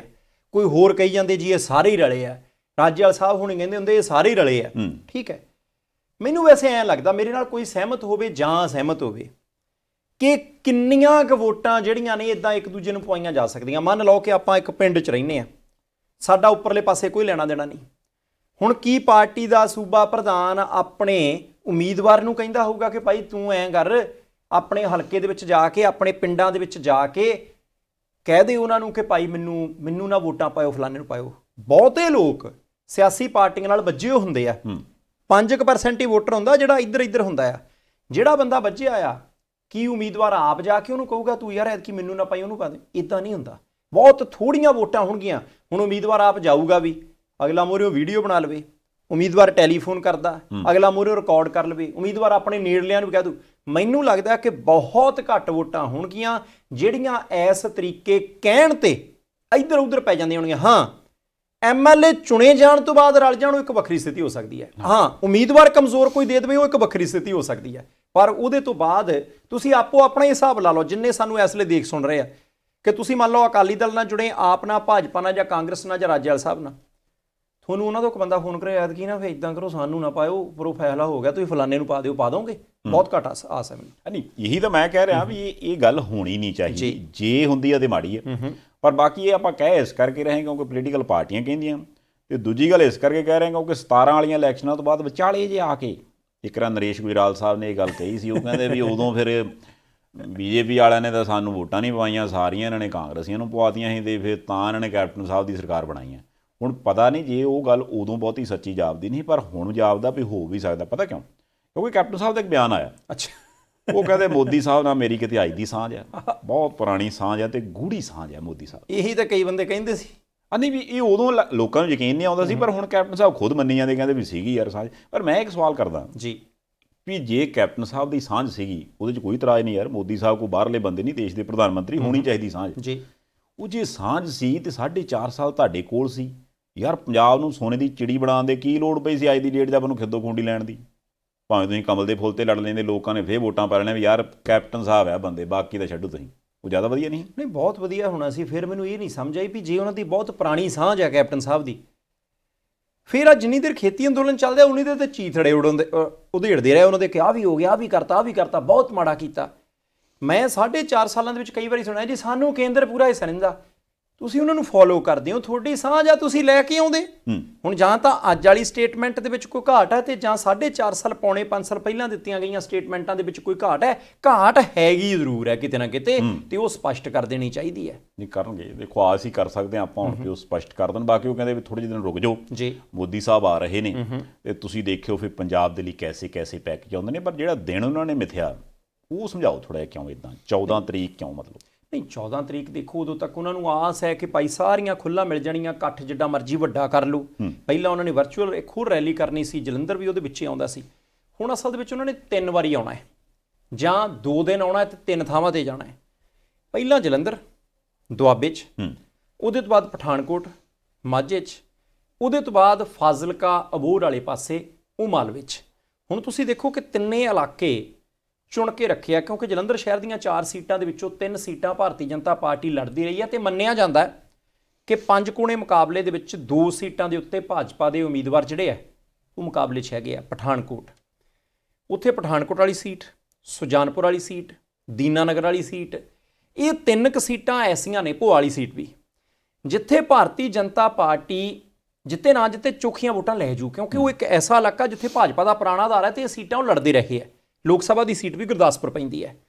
ਉਧਰਲੇ ਪਾਸੇ ਅਬੋਹਰ ਤੇ ਫਾਜ਼ਿਲਕਾ, ਆਪਾਂ ਨੂੰ ਪਤਾ ਹੈ ਕਿ ਜਿਆਣੀ ਸਾਹਿਬ ਤੇ ਹੋਰ ਸੁਖਪਾਲ ਸਿੰਘ ਨੰਨੂ ਹੋਰੀ, ਬਹੁਤ ਸਾਰੇ ਭਾਰਤੀ ਜਨਤਾ ਪਾਰਟੀ ਦੇ ਸੱਜਣ ਉਸ ਬੈਲਟ ਦੇ ਵਿੱਚ ਵੀ ਜਿਹੜੇ ਸਰਗਰਮ ਰਹਿੰਦੇ ਆ। ਕਿੰਨੇ ਕੁ ਸਰਗਰਮ ਰਹਿੰਦੇ ਆ? ਜਾਣੀ ਇਹਨਾਂ 3 ਥਾਵਾਂ ਤੇ ਜੇ ਪ੍ਰਧਾਨ ਮੰਤਰੀ ਸਾਹਿਬ ਖੁਦ ਆ ਕੇ ਰੈਲੀ ਕਰਕੇ ਜਾਣਗੇ, ਨਤੀਜਾ ਕੁਝ ਵੀ ਹੋਵੇ, ਕੁਝ ਪਰਸੈਂਟੇਜ ਵੋਟਾਂ ਦੀ ਇੱਥੋਂ ਨਿਕਲਣੀ ਹੈ, ਤੇ ਫਿਰ ਕਿਹਾ ਜਾ ਸਕਦਾ, ਦੇਖਿਆ ਜੀ ਜਿੱਥੇ ਜਿੱਥੇ ਜਾ ਕੇ ਪ੍ਰਧਾਨ ਮੰਤਰੀ ਸਾਹਿਬ ਗਏ ਆ, ਉੱਥੇ ਭਾਰਤੀ ਜਨਤਾ ਪਾਰਟੀ ਨੇ ਗੋਲਣਯੋਗ ਪ੍ਰਦਰਸ਼ਨ ਕੀਤਾ, ਤੇ ਆਣ ਕੇ ਅਨਾਉਂਸਮੈਂਟ ਕੀ ਕਰਦੇ ਆ, ਐਲਾਨ ਕੀ ਕਰਦੇ ਆ, ਇਹਦੇ ਉੱਤੇ ਬਹੁਤ ਕੁਝ ਨਿਰਭਰ ਕਰੂਗਾ। ਨਹੀਂ, ਪਰ ਐਲਾਨ ਹੁਣ ਜਿਹੜਾ ਪਹਿਲਾਂ ਕਿਤੇ ਹੋ ਜਾਣਾ ਸੀ, ਕਿਉਂਕਿ ਹੁਣ ਤੇ ਚੋਣ ਜ਼ਾਬਤਾ ਲੱਗਾ, ਹੁਣ ਉਹ 43,000 ਕਰੋੜ ਵਾਲਾ ਕੰਮ ਤਾਂ ਹੋ ਨਹੀਂ ਸਕਦਾ ਜੀ, ਕਿਉਂਕਿ ਉਹ ਜਿਹੜੇ ਪੈਕੇਜ ਜਾਂ ਜੋ ਕੁਝ ਵੀ ਪੰਜਾਬ ਨੂੰ ਉਦੋਂ ਮਿਲ ਜਾਣਾ ਸੀ, ਜੇ ਉਹ ਰੈਲੀ ਹੋ ਜਾਂਦੀ ਤੇ ਵਧੀਆ ਹੋ ਜਾਣਾ ਸੀ। ਉਹ ਕਿਹੜੇ ਕਾਰਨ ਕਰਕੇ ਨਹੀਂ ਹੋਈ, ਉਹਦੇ ਤੇ ਆਪਾਂ ਵੀ ਨਾ ਬੋਲੀਏ, ਕਿਉਂਕਿ ਇੱਕ ਨਿਊਜ਼ ਏਜੰਸੀ ਨੂੰ ਇੰਟਰਵਿਊ ਦਿੰਦਿਆਂ ਮੋਦੀ ਸਾਹਿਬ ਨੂੰ ਇਹੀ ਸਵਾਲ ਪੁੱਛ ਲਿਆ ਕਿ ਜੀ ਉਹ ਕੀ ਹੋਇਆ ਸੀ ਉੱਥੇ। ਉਹ ਕਹਿੰਦੇ ਜੀ ਕਹਿਣ ਨੂੰ ਮੈਂ ਬਹੁਤ ਕੁਝ ਕਹਿ ਸਕਦਾ, ਸਾਰਾ ਕੁਝ ਮੈਨੂੰ ਪਤਾ, ਪਰ ਕਿਉਂਕਿ ਇਹ ਸਾਰਾ ਕੁਝ ਅਦਾਲਤ ਦੇ ਧਿਆਨ 'ਚ ਆ, ਅਦਾਲਤ ਦੀ ਕਾਰਵਾਈ ਦੇ ਤਹਿਤ ਹੀ ਸਾਰਾ ਕੁਝ ਚੱਲ ਰਿਹਾ, ਤੇ ਮੈਂ ਨਹੀਂ ਚਾਹੁੰਦਾ ਵੀ ਮੇਰੇ ਕਹਿਣ ਨਾਲ ਕੋਈ ਫਰਕ ਪਵੇ। ਇਸ ਕਰਕੇ ਤੁਸੀਂ ਉੱਧਰੋਂ ਇੱਕ ਨਾ ਫੈਸਲਾ ਆ ਲੈਣ ਤੇ ਉਸ ਤੋਂ ਬਾਅਦ ਆਪਾਂ ਗੱਲ ਕਰ ਲਾਂਗੇ। ਇਹਦਾ ਮਤਲਬ ਜੇ ਉਦੋਂ ਵਾਕਿਆ ਹੀ ਕੁਝ ਇਹੋ ਜਿਹਾ ਘਟਿਆ ਵਾਪਰਿਆ ਪੰਜਾਬ 'ਚ, ਜੇ ਮੋਦੀ ਸਾਹਿਬ ਹੁਣ ਵੀ ਕਹਿੰਦੇ ਆ ਵੀ ਮੈਂ ਗੱਲ ਨਹੀਂ ਕਰਨੀ, ਤੇ ਫਿਰ ਕਿਤੇ ਨਾ ਕਿਤੇ ਨੁਕਸਾਨ ਤੇ ਪੰਜਾਬ ਦਾ ਹੀ ਹੋਇਆ ਨਾ, ਕਿਉਂਕਿ 43,000 ਕਰੋੜ ਥੋੜ੍ਹਾ ਤਾਂ ਹੁੰਦਾ ਨਹੀਂ। ਨਹੀਂ, ਇਹ ਗੱਲ ਤੁਹਾਡੀ ਠੀਕ ਹੈ। ਪ੍ਰਧਾਨ ਮੰਤਰੀ ਸਾਹਿਬ ਦੇ ਨਾਲ ਬੀਬੀ ਸਮ੍ਰਿਤੀ ਇਰਾਨੀ, ਹੰਸਰਾਜ ਹੰਸ ਜੀ, ਇਹ ਦੋਨੋਂ ਸ਼ਖਸੀਅਤਾਂ, ਇਹ MP ਤੇ ਕੈਬਨਿਟ ਮਿਨਿਸਟਰ। ਹੰਸਰਾਜ ਹੰਸੂਰੀ ਮੋਗੇ ਸੀ, ਡਾਕਟਰ ਹਰਜੋਤ ਕਮਲ ਹੋਰਾਂ ਦੇ ਹੱਕ ਦੇ ਵਿੱਚ ਉਹ ਕਹਿੰਦੇ ਮੈਂ ਮੋਗੇ ਦੇ ਵਿੱਚ ਮੁਹਿੰਮ ਤੇਜ਼ ਕਰਨ ਆਇਆ, ਵਧੀਆ ਬੰਦੇ ਨੇ ਸਾਡੀ ਪਾਰਟੀ ਦੇ ਵਿੱਚ ਆਏ ਆ, ਕੈਂਡੀਡੇਟ ਬਣੇ ਆ, ਅਸੀਂ ਯੋਗ ਬੰਦਿਆਂ ਨੂੰ ਟਿਕਟਾਂ ਦਿੱਤੀਆਂ। ਤੇ ਉਹ ਕਹਿੰਦੇ ਜੀ ਕੋਈ ਗੱਲ ਹੀ ਨਹੀਂ। ਦੇਖੋ ਹੁਣ ਹੰਸਰਾਜ ਹੰਸੂਰੀ ਜਿਹੜੇ ਆ ਦਿੱਲੀ ਤੋਂ ਲੱਖਾਂ ਵੋਟਾਂ ਦੇ ਫਰਕ ਨਾਲ ਜਿੱਤੇ ਸੀ, ਉਹਨਾਂ ਨੇ ਉੱਥੇ ਇੱਕ ਗੱਲ ਆਖੀ। ਉਹ ਕਹਿੰਦੇ ਜੀ ਦੇਖੋ ਗੱਲ ਇਹ ਹੈ, ਦਿੱਲੀ ਵਾਲਾ ਮਾਡਲ ਨਾ ਕਹਿੰਦੇ ਲਾਗੂ ਕਰਾ ਲਿਓ, ਬਿਲਕੁਲ ਨਾ ਲਾਗੂ ਕਰਾ ਲਿਓ ਦਿੱਲੀ ਵਾਲਾ ਮਾਡਲ। ਪੁੱਛਿਆ ਜੀ ਕੀ ਗੱਲ ਹੋਈ? ਉਹ ਕਹਿੰਦੇ ਮੈਂ ਉੱਥੋਂ ਦਾ MP ਆ, ਮੈਨੂੰ 10 ਦਿਨ ਹੋਏ ਜੇ ਪੰਜਾਬ 'ਚ, ਇਹਨੂੰ ਮੇਰਾ ਮੂੰਹ ਪਿਚਕ ਗਿਆ ਸੀ, ਆ 10 ਦਿਨਾਂ ਦੇ ਵਿੱਚ ਹੀ ਪੰਜਾਬ ਵਰਗਾ ਹੋ ਗਿਆ, ਬੱਲੇ ਬੱਲੇ ਹੋ ਗਈ। ਕਹਿੰਦੇ ਕਮਾਲ ਹੋ ਗਈ, ਇੱਥੇ ਦਾ ਵਾਤਾਵਰਣ ਹੀ ਇੰਨਾ ਵਧੀਆ, ਹੰਸਰਾਜ ਹੰਸੂਰਾ ਨੇ ਆਖਿਆ। ਤੇ ਮੈਂ ਦੇਖੋ ਕਹਿੰਦੇ ਇੱਥੇ ਵਧੀਆ ਫਿਰਦਾ, ਜਦੋਂ ਕਹਿੰਦੇ ਦਿੱਲੀ 'ਚ ਪ੍ਰਦੂਸ਼ਣ ਹੀ ਇੰਨਾ ਹੈ, ਕਾਬੂ 'ਚ ਨਹੀਂ ਆਉਂਦਾ ਪ੍ਰਦੂਸ਼ਣ, ਤੁਹਾਡੀ ਸਿਹਤ ਖਰਾਬ ਹੋ ਜਾਂਦੀ ਹੈ। ਹੁਣ ਮੋਗਾ ਲੁਧਿਆਣੇ ਤੋਂ ਦੂਰ ਨਹੀਂ, ਮੈਨੂੰ ਫੇਰ ਬੁੱਢਾ ਨਾਲ ਚੇਤੇ ਆ ਗਿਆ। ਫੇਰ ਐਂ ਲੱਗਦਾ ਯਾਰ ਜੇ ਪੰਜਾਬ ਦੇ ਵਿੱਚ ਵਾਤਾਵਰਣ ਵਧੀਆ ਹੈ, ਉੱਥੇ ਬੜੇ ਲੋਕ ਨੇ, ਹੰਸਰਾਜ ਹੰਸੂਰੀ 10 ਦਿਨਾਂ ਦੇ ਵਿੱਚ ਹੀ ਤਗੜੇ ਹੋ ਗਏ, ਪੰਜਾਬ ਵਾਲੇ ਲੋਕ ਪਤਾ ਨਹੀਂ ਹਸਪਤਾਲ 'ਚ ਕਿਉਂ ਪਏ। ਲੋੜ ਨਹੀਂ ਸੀ ਜਾਣ ਦੀ ਲੁਧਿਆਣੇ, ਮੋਗੇ ਜ਼ਿਲ੍ਹੇ ਦੇ ਵਿੱਚ ਦੀ ਲੰਘਦਾ ਸਤਲੁਜ, ਉਹਦਾ ਪਾਣੀ ਉੱਥੋਂ ਦੇਖ ਲੈਣ, ਨਾਲੇ ਉੱਥੋਂ ਵੀ ਹੋ ਸਕਦਾ ਵੀ 2 ਘੁੱਟ ਐਂ ਭਰ ਕੇ ਆਖਣਾ ਵੀ ਪੰਜਾਬ ਦਾ ਪਾਣੀ ਮੈਂ ਦੇਖਿਆ, ਮੈਂ ਤੱਕਿਆ, ਉਦੋਂ ਬਾਅਦ ਅਗਲੇ ਆਖਣਾ ਵੀ ਹੁਣ ਸੈਨੀਟਾਈਜ਼ ਕਰਨੇ ਪੈਣੇ ਜੀ ਹੱਥ, ਇੱਦਾਂ ਦਾ ਗੱਲ। ਮੈਨੂੰ ਪਤਾ ਕਿਉਂ ਨਹੀਂ ਪਤਾ ਕਿ ਮੋਗੇ ਵੇਦੀ ਲੰਘਦਾ, ਕਿਉਂਕਿ ਮੇਰੇ ਕਿਹੜਾ ਤੁਹਾਡੇ ਨੂੰ ਟਿੱਪਰ ਚੱਲਦੇ ਕਰ ਲਓ ਟਿਚਰਾਂ ਤੁਸੀਂ ਬਾਠ ਸਾਹਿਬ, ਅਸੀਂ ਕੀ ਕਹਿਣਾ ਤੁਹਾਨੂੰ। ਮੈਨੂੰ ਇੱਕ ਦੱਸੋ ਸੰਧਾਲੀ ਸਾਹਿਬ, ਕੀ ਗੱਲ ਹੋ ਗਈ? ਚਾਰੇ ਪਾਸੇ ਰੇਤਾ ਰੇਤਾ ਹੋਈ ਜਾਂਦੀ ਆ, ਰੇਤਾ ਤੋਂ ਬਿਨਾਂ ਟਰਾਂਸਪੋਰਟ ਮਾਫੀਆ ਸੀਗਾ, ਕੇਬਲ ਮਾਫੀਆ ਸੀ, ਸ਼੍ਰੀ ਗੁਰੂ ਗ੍ਰੰਥ ਸਾਹਿਬ ਜੀ ਦੀ ਬੇਅਦਬੀ ਦਾ ਮੁੱਦਾ ਸੀ, ਨਸ਼ੇ ਦਾ ਬੜਾ ਵੱਡਾ ਮੁੱਦਾ ਸੀ। ਸਾਰੇ ਮੁੱਦਿਆਂ ਦੇ ਉੱਤੇ ਰੇਤਾ ਕਿੱਦਾਂ ਪੈ ਗਈ ਇੱਕਦਮ? ਜਾਣੀ ਚਾਰੇ ਪਾਸੇ ਜਿੱਥੇ ਚਲ ਜਾਓ ਰੇਤਾ ਖਾ ਗਿਆ ਜੀ, ਰੇਤਾ ਕਰ ਗਿਆ ਜੀ। ਐਜੂਕੇਸ਼ਨ ਦਾ ਮੁੱਦਾ ਸੀ, ਸਿਹਤ ਸਹੂਲਤਾਂ ਦਾ ਮੁੱਦਾ ਸੀ, ਕੁਝ ਵੀ ਨਹੀਂ ਹੈਗਾ।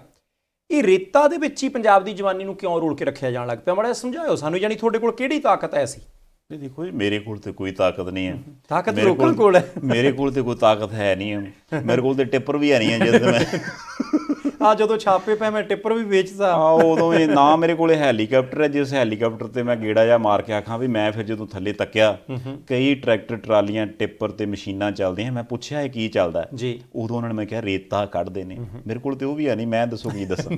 ਕਾਰਨ ਪਤਾ ਕੀ ਹੈ? ਦੇਖੋ ਮੈਨੂੰ ਇਹ ਜ਼ਿਆਦਾ ਮੋਟਾ ਜਿਹਾ ਵੀ ਇਹ ਇੱਕ ਮਸਲਾ ਹੋ ਸਕਦਾ ਜਿਹੜਾ ਘੁੰਮ ਘੁਮਾ ਕੇ ਹੋਰ ਕਿਤੇ ਸੇਕ ਦੇਵੇ ਨਾ ਦੇਵੇ, ਕਾਂਗਰਸ ਪਾਰਟੀ ਦੇ ਮਤਲਬ ਜ਼ਰੂਰ ਗਿੱਟਿਆਂ ਦੇ ਸੇਕ ਦਿੰਦਾ ਆ ਕੇ, ਕਿਉਂਕਿ ਕਾਰਨ ਹੈ ਨਾ ਵੀ ਜੇ ਤੇ ਉਹ ਨਸ਼ੇ ਵਾਲੀ ਗੱਲ ਛੇੜਨ, ਫਿਰ BJP ਵਾਲੀ ਜੇ ਛੇੜਨ ਦੇ ਲੋਕ ਉਹਨਾਂ ਨੂੰ ਪੁੱਛਣ ਲੱਗ ਪੈਂਦੇ, ਮਹਾਰਾਜ ਕੈਪਟਨ ਸਾਹਿਬ ਨਾਲ ਹੀ ਬੈਠੇ, ਇਹਨਾਂ ਨੇ ਉਦੋਂ ਗੁਟਕਾ ਸਾਹਿਬ ਦੀ ਸਹੁੰ ਖਾ ਕੇ 4 ਹੀ ਤੇ ਹਫ਼ਤੇ ਮੰਗੇ ਸਾਰੇ, ਤੁਸੀਂ ਐਵੇਂ ਗੱਲਾਂ ਕਰੀ ਜਾਂਦੇ, ਤੁਸੀਂ ਕਹਿੰਦੇ ਵੀ ਨਸ਼ਾ ਇੱਦਾਂ ਤੇ ਨਸ਼ਾ ਉੱਦਾਂ। ਉਹ ਕਹਿੰਦੇ ਨਹੀਂ ਇਹ ਗੱਲ ਨਹੀਂ ਛੇੜਨੀ। ਫਿਰ ਜੇ ਦੂਜੇ ਵਿਰੋਧੀ ਛੇੜੋ ਕਹਿੰਦੇ ਬੇਅਦਬੀ ਦੀ ਗੱਲ ਕਰਦੇ ਹਾਂ, ਉਹ ਕਹਿੰਦੇ ਨਾ ਕਰੋ, 2015 'ਚ ਆਪਣੀ ਸਰਕਾਰ ਸੀ ਯਾਰ, ਕੋਈ ਹੋਰ ਕਰ ਲਊਗਾ, ਹੈ ਨਾ। ਹੋ ਸਕਦਾ ਵੀ ਇਹ ਗੱਲਾਂ ਹੁਣ ਤਾਂ ਕਰਕੇ ਅਗਲੇ ਕਹਿਣ ਵੀ ਨਹੀਂ ਰੇਤ ਕਾਲਾ ਕੰਮ ਠੀਕ ਹੈ, ਇੱਕੇ ਪਾਸੇ ਰਹਿੰਦਾ। ਹਾਂ ਨਹੀਂ ਵੀ ਬਹੁਤਾ ਰੌਲਾ ਰੱਪਾ ਇੱਧਰ ਪੈਂਦਾ ਨਹੀਂ। ਮੈਨੂੰ ਰੇਤੇ ਤੋਂ ਤਾਂ ਬੁੱਢੇ ਨਾਲੇ ਤੋਂ ਬੈਂਸ ਭਰਾ ਚੇਤੇ ਆ ਗਏ, ਲੁਧਿਆਣਿਓਂ। ਸੰਧਾਲੀਆ ਸਾਹਿਬ 9 ਘੰਟੇ ਸਿਮਰਜੀਤ ਸਿੰਘ ਬੈਂਸ ਅੰਦਰ ਰਹੇ। ਤੁਸੀਂ ਇਹ ਦੇਖੋ ਕਿ ਕਿਤੇ ਨਾ ਕਿਤੇ ਸਵਾਲ ਖੜ੍ਹਦੇ ਆ। ਸਿਮਰਜੀਤ ਸਿੰਘ ਬੈਂਸ ਹੋਰਾਂ ਦੇ ਉੱਤੇ ਦੋਸ਼ ਲੱਗਾ, FIR ਦਰਜ ਹੋ ਗਈ। ਕਮਲਜੀਤ ਸਿੰਘ ਕੜਵਲ ਹੋਰਾਂ ਨੇ ਦੋਸ਼ ਲਾਇਆ, ਕਹਿੰਦੇ ਜੀ ਦੇਖੋ ਆਤਮਨਗਰ ਤੋਂ ਮੈਂ ਕਾਂਗਰਸੀ ਕੈਂਡੀਡੇਟ ਹਾਂ, ਇਹ ਲੋਕ ਇਨਸਾਫ ਪਾਰਟੀ ਦੇ ਆ, ਅਸੀਂ ਖੜੇ ਸੀ, ਇਹਨਾਂ ਨੇ ਸਾਡੇ ਤੇ ਆ ਕੇ ਠਾ ਗੋਲੀਆਂ ਚਲਾਈਆਂ। ਸਿਮਰਜੀਤ ਸਿੰਘ ਬੈਂਸ ਹੋਰਾਂ ਨੂੰ ਫੜ ਲਿਆ ਗਿਆ। ਉਹਨਾਂ ਨੇ ਇਲੈਕਸ਼ਨ ਕਮਿਸ਼ਨ ਨੂੰ ਬੇਨਤੀ ਕਰਤੀ, ਕਿਉਂਕਿ ਬਲਵਿੰਦਰ ਸਿੰਘ ਬੈਂਸ ਹੋਰੀ ਤਾਂ ਪੁਲਿਸ ਦੀ ਗੱਡੀ ਦੇ ਮੂਹਰੇ ਲੰਮੇ ਪੈ ਗਏ ਸੀ ਕਿ ਤੁਸੀਂ ਧੱਕਾ ਕਰਦੇ ਆ। ਸਾਨੂੰ ਨਹੀਂ ਪਤਾ ਕਿ ਕੌਣ ਠੀਕ ਹੈ ਕੌਣ ਗਲਤ, ਪਰ ਕਹਿੰਦੇ ਆ ਕਿ ਇਲੈਕਸ਼ਨ ਕਮਿਸ਼ਨ ਦੇ ਦਖਲ ਤੋਂ ਬਾਅਦ 9 ਘੰਟਿਆਂ ਦੇ ਵਿੱਚ ਸਿਮਰਜੀਤ ਸਿੰਘ ਬੈਂਸ ਨੂੰ ਛੱਡਣਾ ਪਿਆ। ਪਹਿਲੀ ਗੱਲ ਹੈ ਕਿ ਕੀ ਛੱਡਣਾ ਗਲਤ ਹੈ ਜਾਂ ਫੜਨਾ ਗਲਤ ਸੀ? ਹੁਣ ਕਹਿੰਦੇ ਜੀ ਥਾਣੇ ਦਾ ਇੰਚਾਰਜ ਬਦਲ ਦਿੱਤਾ। ਇੱਕ MLA ਨੂੰ ਫੜਨਾ ਹੋਵੇ, ਇੱਕ ਵਿਧਾਨ ਸਭਾ ਦੀ ਸੀਟ ਦਾ ਮਸਲਾ ਹੋਵੇ, ਤਾਂ ਸ਼ਾਇਦ ਥਾਣੇ ਦਾ ਮੁਖੀ ਆਪਣੇ ਪੱਧਰ ਦੇ ਉੱਤੇ ਫੈਸਲਾ ਸ਼ਾਇਦ ਨਹੀਂ ਲੈਂਦਾ ਹੋਣਾ, ਇਹ ਵੀ ਰੌਲਾ ਹੈ। ਤੀਸਰੇ ਨੰਬਰ ਦੇ ਉੱਤੇ ਕੜਵਲ ਸਾਹਿਬ ਤੇ ਸਿਮਰਜੀਤ ਸਿੰਘ ਬੈਂਸ ਹੋਰਾਂ ਦੇ ਜਿਹੜੇ ਬਿਆਨ ਆਏ ਆ, ਉਹਨਾਂ ਦੇ ਕਰਕੇ ਇਲੈਕਸ਼ਨ ਕਮਿਸ਼ਨ ਨੇ ਕਹਿਤਾ ਕਿ ਦੋਨਾਂ ਉਮੀਦਵਾਰਾਂ ਦੀ 24 ਘੰਟੇ ਵੀਡੀਓਗ੍ਰਾਫੀ ਕਰੋ ਕਿ ਕਿੱਧਰ ਜਾਂਦੇ, ਕੀ ਬੋਲਦੇ ਕੀ ਨਹੀਂ ਬੋਲਦੇ, ਪਤਾ ਲੱਗ ਜੂ। ਸੈਂਸਿਟਿਵ ਹੋ ਗਿਆ। ਨਹੀਂ ਸੈਂਸਿਟਿਵ ਤੇ ਹੋ ਗਿਆ, ਕਿਉਂਕਿ ਮੈਨੂੰ ਲੱਗਦਾ ਬੈਂਸ ਸਾਹਿਬ ਬਹੁਤ ਗੁੱਸੇ ਸੀ ਨਾ ਜਦੋਂ ਬਾਹਰ ਆਏ, ਉਹ ਕਹਿੰਦੇ ਦੇਖੋ ਕਾਰਨ ਹੈ ਵੀ ਬੰਦਾ ਉਹ ਸਾਡੇ ਨਾਲ ਹੀ ਸੀਗਾ, ਡੈਸ਼ ਸੀ। ਚਲੋ ਉੱਥੇ ਆਪਾਂ ਨਹੀਂ ਬੋਲਦੇਗੇ। ਤੇ ਜੇ ਇਹਨੂੰ ਕਿਤੇ ਕੋਈ ਹੋਮਗਾਰਡ ਵਾਲਾ ਵੀ ਦਬਕਾ ਮਾਰਦੇ ਫਿਰ ਇਹ ਬਹਿ ਕੇ ਡੈਸ਼ ਕਰਨ ਲੱਗ ਪੈਂਦਾ।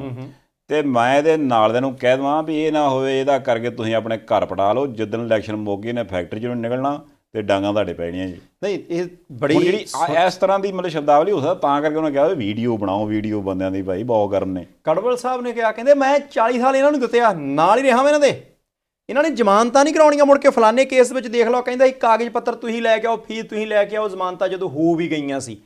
ਜਾਣੀ ਇੱਥੋਂ ਤੱਕ ਵੀ ਮਾਵਾਂ ਦੇ ਪੁੱਤ ਮਰਾ ਦੇਣ ਤੱਕ ਦੀ ਚਰਚਾ ਦੋਨਾਂ ਧਿਰਾਂ ਦੇ ਵਿੱਚ ਚੱਲੀ ਹੈ ਕਿ ਭਾਈ ਇਹਨਾਂ ਨੇ ਮਾਵਾਂ ਦੇ ਪੁੱਤ ਮਰਾ ਦੇਣੇ ਆ। ਮੈਂ ਸਾਹਿਬ ਵੀ ਕਹਿੰਦੇ ਪ੍ਰਚਾਰ ਕਰੋ, ਕੋਈ ਗੱਲ ਨਹੀਂ, ਬਿਲਕੁਲ ਨਹੀਂ ਰੋਕਦੇ, ਪਰ ਇਹਨਾਂ ਨੇ ਦੁਸ਼ਮਣੀਆਂ ਪਵਾ ਦੇਣੀਆਂ। ਇਹ ਸ਼ਾਇਦ ਇੱਕੋ ਇੱਕ ਇੰਨਾ ਅੰਮ੍ਰਿਤਸਰ ਪੂਰਬੀ 'ਚ ਮਾੜਾ ਪ੍ਰਚਾਰ ਵੀ ਨਹੀਂ ਹੋਇਆ ਜਿੰਨਾ ਉੱਥੇ ਧੁੱਖ ਪਿਆ ਨਾ ਕੰਮ, ਜਿੱਥੇ ਮਜੀਠੀਆ ਸਾਹਿਬ ਤੇ ਸਿੱਧੂ ਸਾਹਿਬ ਇੱਕ ਦੂਜੇ ਦੇ ਖਿਲਾਫ ਖਲੋਤੇ ਆ, ਉੱਥੇ ਵੀ ਇਸ ਪੱਧਰ ਦੇ ਉੱਤੇ ਕੰਮ ਨਹੀਂ ਚੱਲਿਆ ਜਿਸ ਪੱਧਰ ਦੇ ਉੱਤੇ ਲੁਧਿਆਣੇ ਚੱਲ ਪਿਆ। ਸੁੱਖ ਸਾਂ ਦੀ ਰਹੇ ਤਾਂ ਚੰਗਾ।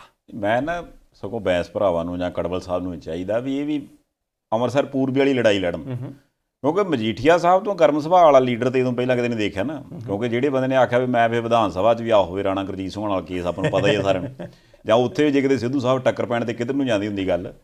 ਹੁਣ ਜਦੋਂ ਬੰਦੇ ਆਮੋ ਸਾਹਮਣੇ ਇਹਦੇ ਕਰਕੇ ਨਹੀਂ, ਗੁਰੂ ਮਹਾਰਾਜ ਨੇ ਕਿਰਪਾ ਕਰਨੀ ਆ, ਪਿਆਰ ਨਾਲ ਹੀ ਸਾਰਾ ਕੁਝ ਕਰਨਾ। ਹੁਣ ਜੇ ਉਹ ਬੰਦਾ ਸਿੱਧਾ ਮਤਲਬ ਤੁਸੀਂ ਦੇਖੋ ਵੀ 100 ਡਿਗਰੀ ਤੋਂ 0 ਤੇ ਚੱਲੀ ਜਾਂਦਾ। ਜੇ ਆਪਾਂ ਉੱਧਰੋਂ ਸਿੱਧੂ ਸਾਹਿਬ ਦੀ ਗੱਲ ਕਰੀਏ ਤੇ ਉਹ ਜਿੱਥੋਂ ਸ਼ੁਰੂ ਹੁੰਦੇ ਉਹ ਸਾਰਾ ਕੁਝ ਛੱਡ ਛੜਾ ਕੇ ਤੇ ਉਹ ਕਹਿੰਦੇ ਨਹੀਂ ਵੈਸ਼ਨੂ ਮਾਤਾ ਦੇ ਦਰਸ਼ਨ ਕਰਕੇ ਆਉਣੇ ਆ। ਮੈਂ ਨਾ 10 ਕੁ ਦਿਨ ਆ ਔਖੇ ਭਾਰੇ ਵੀ ਉਹਨਾਂ ਨਾਲ ਵੇਖ ਕੇ ਕੱਢ ਲੈਣ, ਠੰਡੇ ਠੰਡੇ ਲੁਧਿਆਣੇ ਵਾਲੇ ਜਿਹੜੀ ਖਾਸ ਕਰਕੇ ਆਤਮ ਨਗਰ ਵਾਲੇ ਆ, ਉਹਨਾਂ ਨੂੰ ਸੁੱਖ ਦਾ ਸਾਹ ਆਊਗਾ। ਦੇਖੋ ਸੰਧਾਲੀਆ ਸਾਹਿਬ, ਲੜਾਈ ਪਿੰਡਾਂ 'ਚ ਵੀ ਦੋ ਤਰ੍ਹਾਂ ਦੀ ਹੁੰਦੀ ਆ। ਇੱਕ ਤਾਂ ਤੁਹਾਡੇ ਵਰਗੇ ਬੰਦੇ ਹੁੰਦੇ ਜ਼ਰੀਲੇ ਬੜੇ ਹੁੰਦੇ, ਉਹਨਾਂ ਨੇ ਜਦੋਂ ਦੇਖਿਆ ਨਾ ਕਿ ਫਲਾਣੇ, ਉਹਨਾਂ ਨੇ 1 ਮਿੰਟ ਦੇ ਵਿੱਚ ਸਾਈਕਲ ਦਾ ਸਟੈਂਡ ਹੀ ਲਾਉਣਾ, ਜਿਹੜੇ ਸਾਈਕਲ ਦੇ ਉਹੀ ਸਿੱਟ ਕੇ ਅਗਲੇ ਦੇ ਗਲ ਪੈ ਜਾਣਾ। 1 ਮਿੰਟ ਦੇ ਵਿੱਚ ਇੱਕ ਬੰਦਾ ਉਹਨੇ ਜੋ ਥੱਲੇ ਹੁੰਦਾ ਧੂੜ ਜਿਹੀ ਉੱਡਦੀ ਹੁੰਦੀ, ਬਸ ਉਹ 1.5 ਮਿੰਟ ਦੇ ਵਿੱਚ ਐਨ ਤਸੱਲੀ ਕਰਕੇ ਸਾਈਕਲ ਚੱਕ ਕੇ ਚੱਲ ਜਾਂਦੇ ਘਰ ਨੂੰ। ਇੱਕ ਮੇਰੇ ਵਰਗੇ ਹੁੰਦੇ ਆ ਜਾ ਫੇ ਮੈਂ ਦੇਖ ਲੂੰ, ਟਾਈਮ ਪਾਲਾ, ਨਾਲੇ ਕਿੱਥੇ ਦੇਖਣਾ, ਨਾਲੇ ਕੁੰਡਾ ਲਾ ਕੇ ਆਪ ਕੋਠੇ ਤੇ ਚੜ ਜਾਣਾ, ਉਹ ਥੱਲੇ ਹੁੰਦਾ ਬੰਦਾ ਤੇ ਨਾਲੇ ਕਹਿੰਦਾ ਕੁੰਡਾ ਨਾ ਖੋਲਿਓ, ਕੁੰਡਾ ਨਾ ਖੋਲਿਓ। ਦੇਖੋ ਅੰਮ੍ਰਿਤਸਰ ਪੂਰਬੀ ਦੀ ਲੜਾਈ ਆ, ਮੇਰੇ ਵਾਲੀ ਲੜਾਈ, ਤੇ ਲੁਧਿਆਣੇ ਲੜਾਈ ਆ ਤੁਹਾਡੇ। ਚਲੋ ਆਪਾਂ ਅੰਮ੍ਰਿਤਸਰ ਪੂਰਬੀ ਵਾਲੇ ਪਾਸੇ ਆਈ ਜਾਂਦੇ ਹਾਂ। ਦੇਖੋ ਅੰਮ੍ਰਿਤਸਰ ਹਲਕਾ, ਉਹਦੇ ਤੋਂ ਬਾਅਦ ਖਾਸ ਕਰਕੇ ਹੁਣ ਤੇ ਪੂਰੇ ਮਾਝੇ ਦੀ ਲੜਾਈ ਡਿਫਰੈਂਟ ਹੋ ਗਈ ਨਾ। ਕਿਉਂਕਿ ਜੇ ਆਪਾਂ ਗੱਲ ਕਰੀਏ ਤਾਂ ਇਸ ਵਕਤ ਖਡੂਰ ਸਾਹਿਬ ਲੋਕ ਸਭਾ ਹਲਕੇ ਤੋਂ ਜਸਵੀਰ ਸਿੰਘ ਡਿੰਪਾ ਵੀ ਮੈਂਬਰ ਪਾਰਲੀਮੈਂਟ ਨੇ ਕਾਂਗਰਸ ਪਾਰਟੀ ਦੇ, ਤੇ ਬਹੁਤਾ ਦਿਨ ਨੇ ਆਪਾਂ 15 ਕੁ ਦਿਨ ਪਿੱਛੇ ਚਲੇ ਚੱਲਦੇ ਹਾਂ। ਉਹ ਤੇ ਉਹਨਾਂ ਦੇ ਪਰਿਵਾਰ ਵੱਲੋਂ ਇਹ ਮੰਗ ਕੀਤੀ ਜਾ ਰਹੀ ਸੀ ਵੀ ਖਡੂਰ ਸਾਹਿਬ ਹਲਕੇ ਤੋਂ ਭਾਈ ਸਾਹਿਬ ਸਾਡਾ ਹੱਕ ਬਣਦਾ, ਸਾਨੂੰ ਉੱਥੋਂ ਟਿਕਟ ਚਾਹੀਦੀ ਹੈ। ਕਾਂਗਰਸ ਪਾਰਟੀ ਵਾਲਿਆਂ ਨੇ ਸਿੱਕੀ ਸਾਹਿਬ ਨੂੰ ਉੱਥੋਂ ਉਮੀਦਵਾਰ ਬਣਾਤਾ। ਬਈ ਬਹੁਤੇ ਦਿਨ ਨਹੀਂ ਕੱਢੇ ਉਹਨਾਂ ਨੇ, ਰਾਜਨ ਗਿੱਲ ਨਹੀਂ, ਉਹਨਾਂ ਨੇ ਫਿਰ ਮਜੀਠੀਆ ਸਾਹਿਬ ਤੇ ਸੁਖਬੀਰ ਸਿੰਘ ਬਾਦਲ ਸਾਹਿਬ ਦੀ ਹਾਜ਼ਰੀ ਦੇ ਵਿੱਚ ਜਾ ਕੇ ਅਕਾਲੀ ਦਲ ਜੁਆਇਨ ਕਰ ਲਿਆ। ਕਹਿੰਦੇ ਹੈ ਨਹੀਂ ਕੁਝ ਵੀ, ਅਸੀਂ ਤੇ ਸਾਨੂੰ ਕਦੇ ਅੱਜ ਦੀ ਗੱਲ ਆਂਦਾ 5 ਸਾਲ ਹੋ ਗਏ ਕਹਿੰਦੇ ਓਏ ਡੁੱਬ ਗਈ ਪਾਰਟੀ, ਉਹ ਕੁਛ ਕਰ ਲਓ, ਕੋਈ ਮੰਨਦਾ ਨਹੀਂ ਸਾਡੇ ਵੀ, ਚੰਗਾ ਫਿਰ ਚਲਾ ਲਓ, ਫਿਰ ਨਹੀਂ ਤੇ ਨਾ ਸਹੀ। ਨਹੀਂ ਇਹ ਬਹੁਤ ਕਮਾਲ ਹੋ ਗਿਆ ਐਤਕੀ ਦੇ ਨਾ, ਕਾਂਗਰਸ ਪਾਰਟੀ ਵਾਲਿਆਂ ਨੇ ਰਿਕਾਰਡ ਤੋੜ ਦਿੱਤੇ, ਰਿਕਾਰਡ ਤੋੜ ਦਿੱਤੇ ਆ। ਤੁਸੀਂ ਦੇਖੋ ਕਿ ਨਾਲ ਹੀ ਸੁਲਤਾਨਪੁਰ ਲੋਧੀ ਤੇ ਕਪੂਰਥਲਾ ਲੱਗਦਾ, ਬਹੁਤੀ ਦੂਰ ਤਾਂ ਨਹੀਂ ਗਾ, ਸਾਰਾ 15 20 25 30 ਮਿੰਟ ਦਾ ਰਾਹ। ਉੱਥੋਂ ਰਾਣਾ ਗੁਰਜੀਤ ਸਿੰਘ ਹੋਰੀ ਤੇ ਉਹਨਾਂ ਦੇ ਬੇਟੇ ਦਾ ਮਸਲਾ। ਤੁਸੀਂ ਦੇਖੋ ਕਿ ਜਦੋਂ ਰਾਜਨ ਗਿੱਲ ਜਾਣੀ ਕਿ ਮੈਂਬਰ ਪਾਰਲੀਮੈਂਟ 13 ਦੇ ਵਿੱਚੋਂ ਇੱਕ MP ਕਾਂਗਰਸ ਪਾਰਟੀ ਦਾ, ਉਹਨਾਂ ਨੇ ਇੱਕ ਟਵੀਟ ਕੀਤਾ ਸੀ ਤੇ ਕਿਹਾ ਸੀ ਕਿ ਪਾਰਟੀ 'ਚ ਹੁਣ ਪਹਿਲਾਂ ਵਰਗੀ ਥਾਂ ਨਹੀਂ ਹੈਗੀ, ਗੱਲ ਨਹੀਂ ਬਣਦੀ, ਹੁਣ ਪਾਰਟੀ 'ਚ ਔਖਾ ਹੋ ਗਿਆ ਕੰਮ। ਫਿਰ ਇੱਕ ਟਵੀਟ ਕੀਤਾ, ਉਹ ਕਹਿੰਦੇ ਜੀ ਮੈਂ ਬੇਨਤੀ ਕਰਦਾ ਪੰਜਾਬ ਦੇ ਲੋਕਾਂ ਨੂੰ ਪਾਰਟੀ ਬਾਜੀ ਤੋਂ ਉੱਪਰ ਉੱਠ ਕੇ ਵੋਟਾਂ ਪਾਇਓ। ਯਾਨੀ ਕਾਂਗਰਸ ਦਾ ਇੱਕ MP ਇਹ ਟਵੀਟ ਕਰੇ ਕਿ ਭਾਈ ਪਾਰਟੀ ਤੋਂ ਉੱਪਰ ਉੱਠ ਕੇ ਪੰਜਾਬ ਦੇ ਲੋਕੋ ਤੁਸੀਂ ਵੋਟਾਂ ਪਾ ਦਿਓ, ਤੇ 5 ਘੰਟੇ ਬਾਅਦ ਉਹਨਾਂ ਦੇ ਪਰਿਵਾਰ ਦਾ ਇੱਕ ਵੱਡਾ ਜੀ, ਉਹਨਾਂ ਦਾ ਭਰਾ ਰਾਜਨ ਗਿੱਲ, ਉਹ ਸੁਖਬੀਰ ਸਿੰਘ ਬਾਦਲ ਤੇ ਬਿਕਰਮ ਸਿੰਘ ਮਜੀਠੀਆ ਦੇ ਵਿਚਾਲੇ ਬੈਠੇ ਸੀ ਤੇ ਉਹਨਾਂ ਨੇ 2 ਦੋਸ਼ ਲਾਏ। ਉਹ ਕਹਿੰਦੇ ਜੀ ਉਹ ਇੱਕ ਬੰਦਾ ਆਇਆ ਰਾਜਸਥਾਨ ਤੋਂ ਮੰਤਰੀ ਦਾ ਅਹੁਦਾ ਛੱਡ ਕੇ, ਨਾਂ ਕੀ ਹੈ, ਨਾਂ ਜੀ ਹਰੀਸ਼ ਚੌਧਰੀ, ਕਾਂਗਰਸ ਦਾ ਇੰਚਾਰਜ, ਕਹਿੰਦੇ ਭਰ ਲਿਆ ਹੀ ਸਭ ਕੁਝ। ਉਸ ਬੰਦੇ ਨੇ ਨਾਲ ਉਹਨਾਂ ਨੇ ਸਿੱਧੂ ਸਾਹਿਬ ਦਾ ਜ਼ਿਕਰ ਕਰ ਦਿੱਤਾ, ਮਜੀਠੀਆ ਸਾਹਿਬ ਕੋਲ ਬੈਠੇ ਸੀ, ਕਿ ਭਾਈ ਇਹਨਾਂ ਬੰਦਿਆਂ ਨੇ ਕੰਮ ਕੀਤਾ ਹੀ ਸਾਰਾ ਕਾਂਗਰਸ ਪਾਰਟੀ ਦਾ। ਤੀਸਰੀ ਗੱਲ ਉਹਨਾਂ ਨੇ ਪੱਤਰਕਾਰ ਨੇ ਪੁੱਛਿਆ ਤੁਹਾਡੇ ਭਰਾ ਦਾ ਫਿਰ ਜੀ MP, ਉਹ ਕਹਿੰਦੇ ਅਸੀਂ ਕਿਤੇ ਪਰਿਵਾਰ ਤੋਂ ਬਾਹਰੇ ਹਾਂ, ਸਲਾਹ ਕਰਕੇ ਹੀ ਆਏ ਹੋਵਾਂਗੇ, ਤੁਹਾਨੂੰ ਪਤਾ ਸਾਡੇ ਪਰਿਵਾਰ ਦੀ ਏਕਤਾ ਕਿੰਨੀ ਹੈ। ਤੇ ਇਹ ਤੋਂ ਸਾਫ਼ ਪਤਾ ਲੱਗ ਗਿਆ, ਉਹ ਕਹਿੰਦੇ ਜੀ ਉਹ MP ਨੇ, ਆਉਣਗੇ ਤਾਂ MPਸ਼ਿਪ ਜਾਂਦੀ ਰਹੂਗੀ, ਅਸੀਂ ਆ ਗਏ ਹਾਂ ਸਾਰੇ ਇੱਕੋ ਹੀ ਆ। ਤੇ ਹੁਣ ਖਡੂਰ ਸਾਹਿਬ ਲੋਕ ਸਭਾ ਹਲਕੇ 'ਚ ਕਿੰਨੇ ਵਿਧਾਨ ਸਭਾ ਹਲਕੇ ਆਉਂਦੇ ਆ?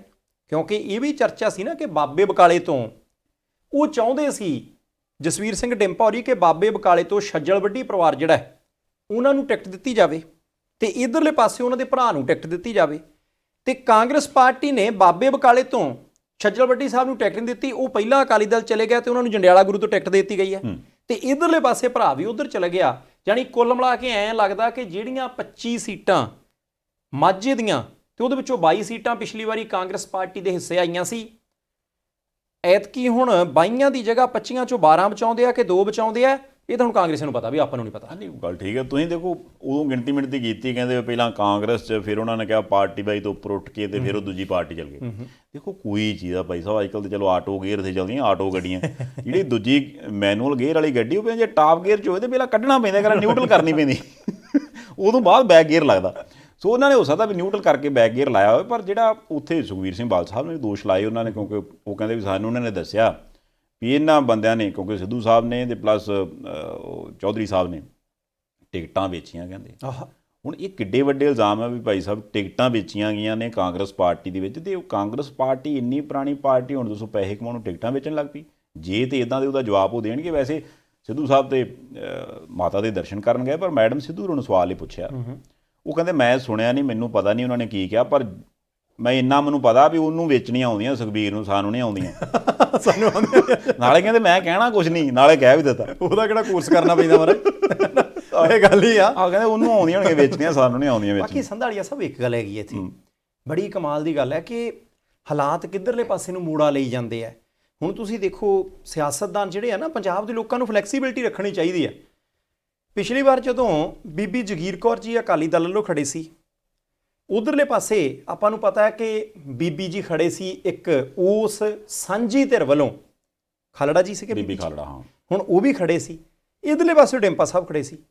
ਉਦੋਂ ਬੀਬੀ ਜਗੀਰ ਕੌਰ ਹੋਰਾਂ ਦੇ ਲਈ ਮਜੀਠੀਆ ਸਾਹਿਬ ਪ੍ਰਚਾਰ ਕਰਦੇ ਸੀ ਤੇ ਉਦੋਂ ਡਿੰਪਾ ਸਾਹਿਬ ਲਈ ਕਈ ਕੁਝ ਬੋਲਦੇ ਸੀ। ਤੇ ਅੱਜ ਕਹਿੰਦੇ ਪਰਿਵਾਰ ਬੜਾ ਮਿਹਨਤੀ ਪਰਿਵਾਰ ਹੈ, ਲੋਕਾਂ ਦੇ ਦੁੱਖ ਸੁੱਖ 'ਚ ਸ਼ਰੀਕ ਹੋਣ ਵਾਲਾ ਪਰਿਵਾਰ ਹੈ, ਬੜੀ ਮਿਹਨਤ ਦੇ ਨਾਲ ਇਹਨਾਂ ਨੇ ਲੋਕਾਂ ਦੇ ਵਿੱਚ ਆਪਣੀ ਭੱਲ ਬਣਾਈ ਜੇ। ਇਹ ਇਕੱਲਾ ਖਡੂਰ ਸਾਹਿਬ 'ਚ ਨਹੀਂ, ਬਾਬੇ ਬਕਾਲੇ, ਜੰਡਿਆਲੇ, ਅੰਮ੍ਰਿਤਸਰ ਸ਼ਹਿਰ ਇੱਦਾਂ ਬੋਲਦੇ ਨਾ, ਹੁਣ ਉਹਨਾਂ ਸਾਰੇ ਥਾਵਾਂ ਤੇ ਸਮੁੱਚੇ ਮਾਝੇ 'ਚ ਅਕਾਲੀ ਦਲ ਨੂੰ ਬਹੁਤ ਵੱਡਾ ਹੁਲਾਰਾ ਮਿਲਿਆ। ਕਾਂਗਰਸ ਪਾਰਟੀ ਦੇ ਪੱਲੇ ਕੱਖ ਨਹੀਂ ਰਿਹਾ। ਸੁਖਬੀਰ ਬਾਦਲ ਜੀ ਮੈਂ ਤੁਹਾਨੂੰ ਦੱਸਣਾ ਚਾਹਨਾ, ਉਹ ਕਹਿੰਦੇ ਨਾਲ ਹੀ ਕੰਮ ਹੋਵੇ। ਨਹੀਂ ਇਹ ਉਹ ਕਾਰਨ ਆ ਵੀ ਜਿੱਧਰ ਨੂੰ ਕੰਮ ਤੁਰ ਪਿਆ ਨਾ, ਇਹ ਸਾਰੇ ਕੁਛ 'ਚ ਇੱਕ ਚਰਚਾ ਤੇ ਚੱਲ ਪਈ ਵੀ ਕੁਛ ਹੋਵੇ ਚਾਹੇ ਨਾ ਹੋਵੇ, ਪਰ ਹੁਣ ਤਾਂ ਇੱਕ ਹੁੰਦਾ ਵੀ ਨੰਗਾ ਚਿੱਟਾ ਨਜ਼ਰ ਆ ਰਿਹਾ ਵੀ ਭਾਈ ਸਾਹਿਬ ਇੱਕ ਬੰਦੇ ਨੂੰ ਪਾਰ ਨਹੀਂ ਲੱਗਣ ਦੇਣਾ, ਬਾਕੀ ਚਲੋ ਜੋ ਮਰਜ਼ੀ ਚੱਲੇ, ਹੈ ਨਾ। ਹੁਣ ਪਰ ਜੇ ਇੱਥੇ ਆ ਕੇ ਗੱਲ ਅੜ ਗਈ ਐਂਡ ਉਹਦੇ ਬਾਵਜੂਦ ਵੀ ਸਾਰਾ ਕੁਝ ਵੇਂਦਿਆਂ ਵੀ ਹੋ ਰਿਹਾ, ਤੇ ਫਿਰ ਤੇ ਕਿਤੇ ਨਾ ਕਿਤੇ ਮੰਨਦੇ ਆ ਨਾ WhatsApp ਮੇਰੇ ਵਾਲੀ ਗੱਲ ਵੀ ਲੋਕ ਜੋ ਮਰਜ਼ੀ ਹੋਣ, ਜਦੋਂ ਫਿਰ ਲੀਡਰ ਕਰਨ ਦੇ ਆ ਫਿਰ ਕਰ ਹੀ ਦੇਈਦੇ ਆ। ਨਹੀਂ ਕੋਈ ਗੱਲ ਨਹੀਂ, ਲੀਡਰਾਂ ਦੀ ਕਿਹੜੀ ਗੱਲ ਹੈ, ਕਿਉਂਕਿ ਲੀਡਰ ਤਾਂ ਬਹੁਤ ਕੁਝ ਪਿਛਲੇ ਸਮੇਂ ਦੇ ਵਿੱਚ ਮੈਂ ਇੱਥੇ ਦੇਖਿਆ ਕਿ ਲੀਡਰਾਂ ਨੂੰ ਮਾਣ ਬੜਾ ਹੁੰਦਾ ਹੈ। ਅੱਜ ਆਪਾਂ ਕਹਿੰਦੇ ਆ ਕਿ ਰਾਣਾ ਗੁਰਜੀਤ ਸਿੰਘ ਹੋਰਾਂ ਵਰਗੀ ਮੈਨੇਜਮੈਂਟ ਕਿਸੇ ਦੇ ਕੋਲ ਨਹੀਂ, ਉਹ ਕਹਿੰਦੇ ਮੈਂ ਉਹ ਵੀ ਹਲਕਾ, ਉਹ ਖਡੂਰ ਸਾਹਿਬ ਤੋਂ ਉਹ ਵੀ ਹਰ ਗਿਆ ਸੀ, ਕੋਈ ਵੇਲਾ ਹੁੰਦਾ ਸੀ। ਕੈਪਟਨ ਸਾਹਿਬ ਕਹਿੰਦੇ ਆ ਜੀ ਮੇਰੇ ਵਰਗਾ ਲੀਡਰ ਕੋਈ ਨਹੀਂ, ਉਹ ਵੀ ਲੋਕ ਸਭਾ ਦੀ ਚੋਣ ਜਿਹੜੀ ਹੈ ਚੰਦੂ ਮਾਜਰਾ ਸਾਹਿਬ ਤੋਂ ਹਰ ਗਿਆ ਸੀ। ਐਸੀ ਕੋਈ ਗੱਲ ਨਹੀਂ, ਬੀਬੀ ਭੱਠਲ ਮੁੱਖ ਮੰਤਰੀ ਬਣਦੇ ਬਣਦੇ MLA-ਸ਼ਿਪ ਤੋਂ ਵੀ ਗਿਆ ਸੀ, ਪਰਮਿੰਦਰ ਸਿੰਘ ਢੀਂਡਸਾ ਤੋਂ ਹਰ ਗਿਆ ਸੀ, ਸੁਖਦੇਵ ਸਿੰਘ ਢੀਂਡਸਾ ਭਗਵੰਤ ਮਾਨ ਤੋਂ ਹਰ ਗਿਆ ਸੀ। ਯਾਨੀ ਕੋਈ ਇੱਥੇ ਪਤਾ ਪੁਤਾ ਨਹੀਂ ਲੱਗਦਾ। ਹਾਂ, ਇੱਕ ਸੀਟ ਤੋਂ ਇੱਕ ਬੰਦਾ ਕੋਈ ਨਾ ਕੋਈ ਪਹਿਲੀ ਵਾਰੀ ਹਾਰੂਗਾ।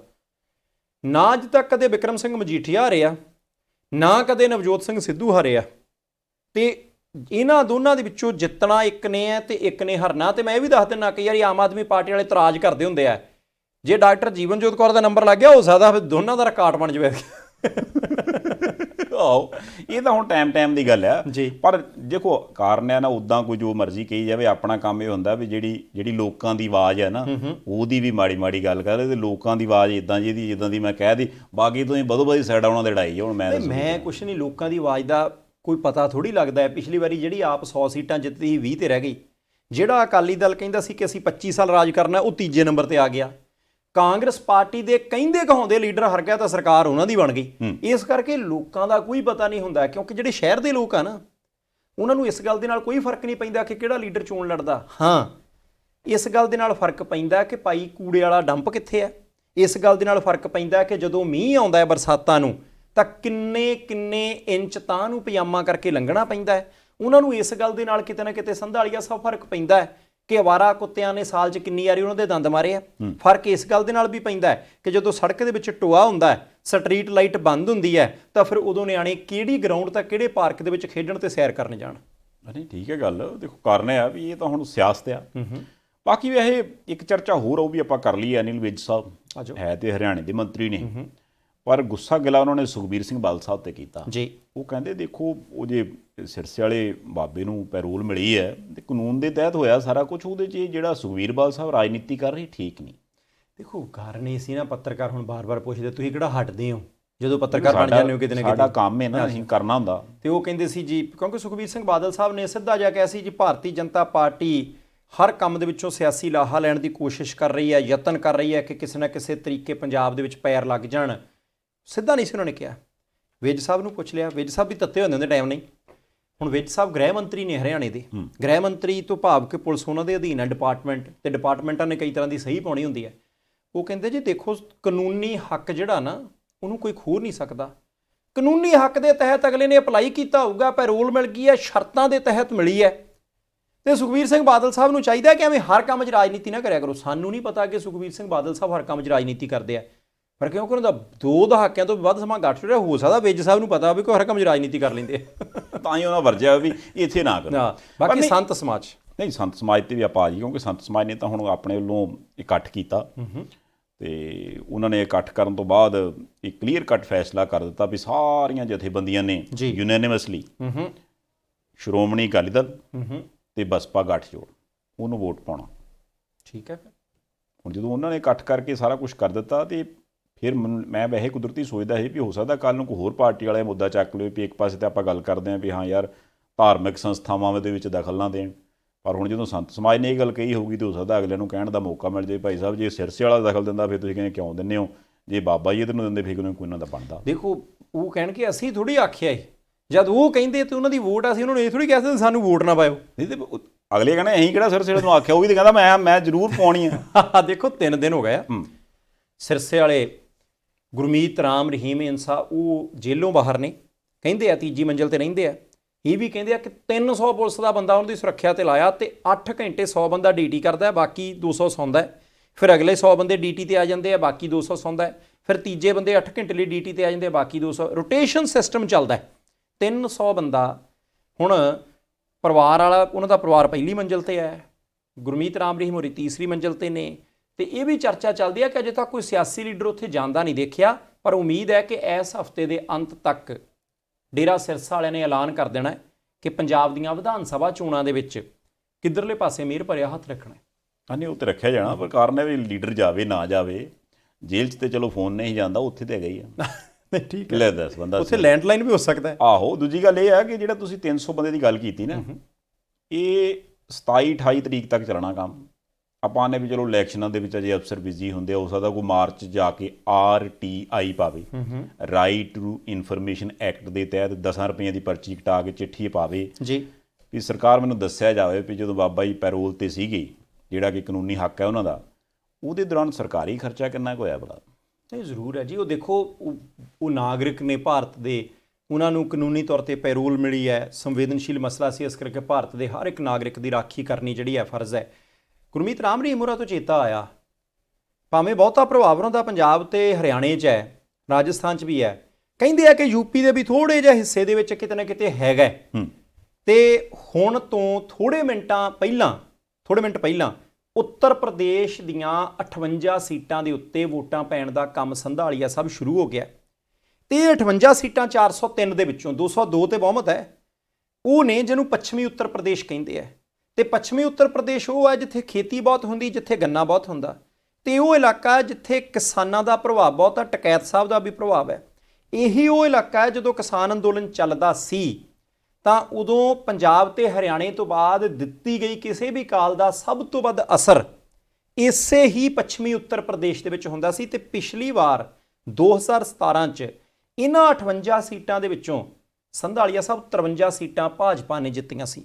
ਤੇ ਐਤਕੀ ਬੀਬੀ ਪ੍ਰਿਯੰਕਾ ਗਾਂਧੀ ਤੇ ਬੀਬੀ ਮਾਇਆਵਤੀ ਤਾਂ ਖਿਲਾਫ ਖਲੋਤੀਆਂ ਹੀ ਨੇ।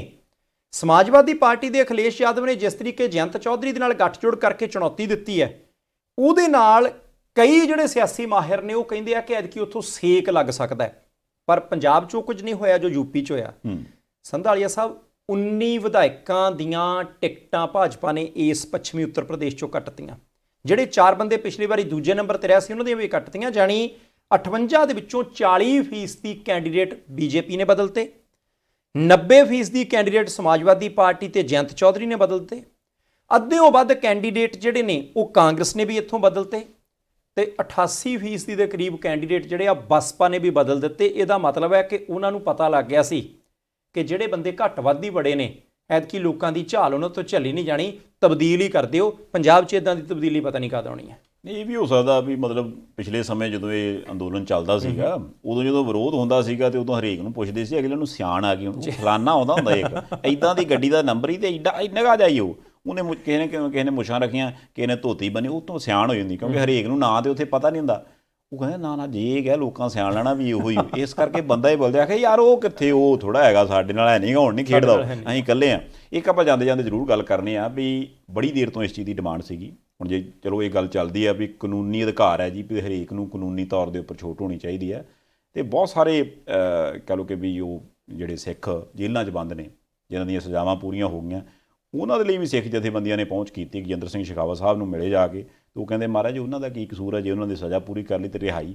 ਤੇ ਸ਼ੇਖਾਵਤ ਸਾਹਿਬ ਨੇ ਕਹਿੰਦੇ ਆ ਵੀ ਕਿਹਾ ਵੀ ਗ੍ਰਹਿ ਮੰਤਰੀ ਸਾਹਿਬ ਨਾਲ ਗੱਲ ਹੋ ਗਈ ਹੈ ਤੇ ਅਸੀਂ ਇਸ ਮਸਲੇ ਨੂੰ ਵਿਚਾਰਦੇ ਪਏ ਹਾਂ ਤੇ ਬਹੁਤ ਛੇਤੀ ਕੁਛ ਨਾ ਕੁਛ ਚੰਗੀ ਖਬਰ ਆਊਗੀ। ਦੇਖੋ ਸੰਧਾਲੀਆ ਸਾਹਿਬ, ਪ੍ਰਧਾਨ ਮੰਤਰੀ ਸਾਹਿਬ ਨੇ ਵੀ ਕਿਹਾ ਸੀ ਸਿੱਖਾਂ ਦੇ ਮਸਲੇ ਹੱਲ ਕਰਨੇ ਆ, ਬਹੁਤ ਸਾਰੇ ਕੇਂਦਰੀ ਮੰਤਰੀ ਕਰ ਦੇਣ ਤਾਂ ਬਹੁਤ ਚੰਗਾ। ਮੈਂ ਤਾਂ ਇੱਥੋਂ ਤੱਕ ਵੀ ਕਹਿਣਾ ਕਿ ਸਿੱਖ ਜਥੇਬੰਦੀਆਂ ਨੇ ਜੇ ਪਹਿਲ ਕਦਮੀ ਕੀਤੀ ਆ ਵਧੀਆ, ਜਿਹਦਾ ਹੱਕ ਬਣਦਾ, ਜਿਹੜਾ ਸਜ਼ਾ ਪੂਰੀ ਕਰ ਚੁੱਕਿਆ, ਰਿਹਾਈ ਚਾਹੀਦੀ ਹੈ, ਜ਼ਰੂਰੀ ਹੈ।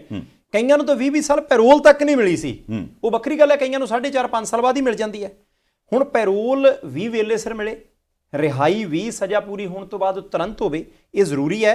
ਤੇ ਉਮੀਦ ਕਰਦੇ ਹਾਂ ਕਿ ਸਿੱਖ ਜਥੇਬੰਦੀਆਂ ਦੀ ਇਹ ਮੰਗ ਮਨੁੱਖੀ ਆਧਾਰ ਦੇ ਉੱਤੇ, ਭਾਵੇਂ ਕੋਈ ਕਿਸੇ ਵੀ ਧਰਮ ਨਾਲ ਸੰਬੰਧਿਤ ਬੰਦਾ ਹੋਵੇ ਤੇ ਜਦੋਂ ਹੱਕ ਬਣਦਾ ਉਹਨੂੰ ਮਿਲਣ ਤੱਕ ਅੱਗੇ ਚੱਲਣੀ ਚਾਹੀਦੀ ਹੈ। ਨਹੀਂ, ਜ਼ਰੂਰੀ ਹੈ ਜੀ, ਕਿਉਂਕਿ ਹੁਣ ਤਾਂ ਦੇਖੋ ਨਾ ਲੋਕਾਂ ਨੂੰ ਕੰਪੈਰੀਜ਼ਨ ਕਰਨਾ ਆ ਜਾਣਾ ਵੀ ਮਹਾਰਾਜ ਇੱਧਰ ਕੰਪੈਰੀਜ਼ਨ ਹੋ ਸਕਦਾ, ਨਾਲ ਤੱਤਾ ਤਾਜ਼ਾ ਬਿਆਨ ਵੀ ਉਹ ਜੀ ਕਾਨੂੰਨ ਆਪਣਾ ਕੰਮ ਕਰ ਰਿਹਾ ਹੈ ਤੇ ਫਿਰ ਇੱਥੇ ਵੀ ਕਾਨੂੰਨ ਕੋਲੋਂ ਕੰਮ ਕਰਾ ਲੈਣਾ ਚਾਹੀਦਾ। ਚੱਲੀਏ ਹੁਣ ਆਪਾਂ। ਬਹੁਤ ਸ਼ੁਕਰੀਆ ਜੀ, ਮਿਹਰਬਾਨੀ। ਲਓ ਜੀ, ਫਿਰ ਇਹਦੇ ਨਾਲ ਹੀ ਇਸ ਪ੍ਰੋਗਰਾਮ ਨੂੰ ਇੱਥੇ ਸਮਾਪਤ ਕਰਦੇ ਹਾਂ। ਤੁਸੀਂ ਆਪਣੀ ਫੀਡਬੈਕ ਭੇਜਦੇ ਹੋ, ਉਹਦੇ ਲਈ ਬੜੇ ਧੰਨਵਾਦੀ ਹਾਂ। ਉਹ ਲਾਈਕ ਕਰ ਦਿੰਦੇ ਹੋ, ਅੱਗੇ ਸ਼ੇਅਰ ਕਰ ਦਿੰਦੇ ਹੋ ਜੀ, ਉਹਦੇ ਲਈ ਬੜੇ ਸ਼ੁਕਰਗੁਜ਼ਾਰ ਹਾਂ। ਦੇਖਦੇ ਰਹਿਣਾ ਪ੍ਰਾਈਮ ਏਸ਼ੀਆ TV, ਤੁਹਾਡਾ ਆਪਣਾ, ਤੁਹਾਡੇ ਲਈ।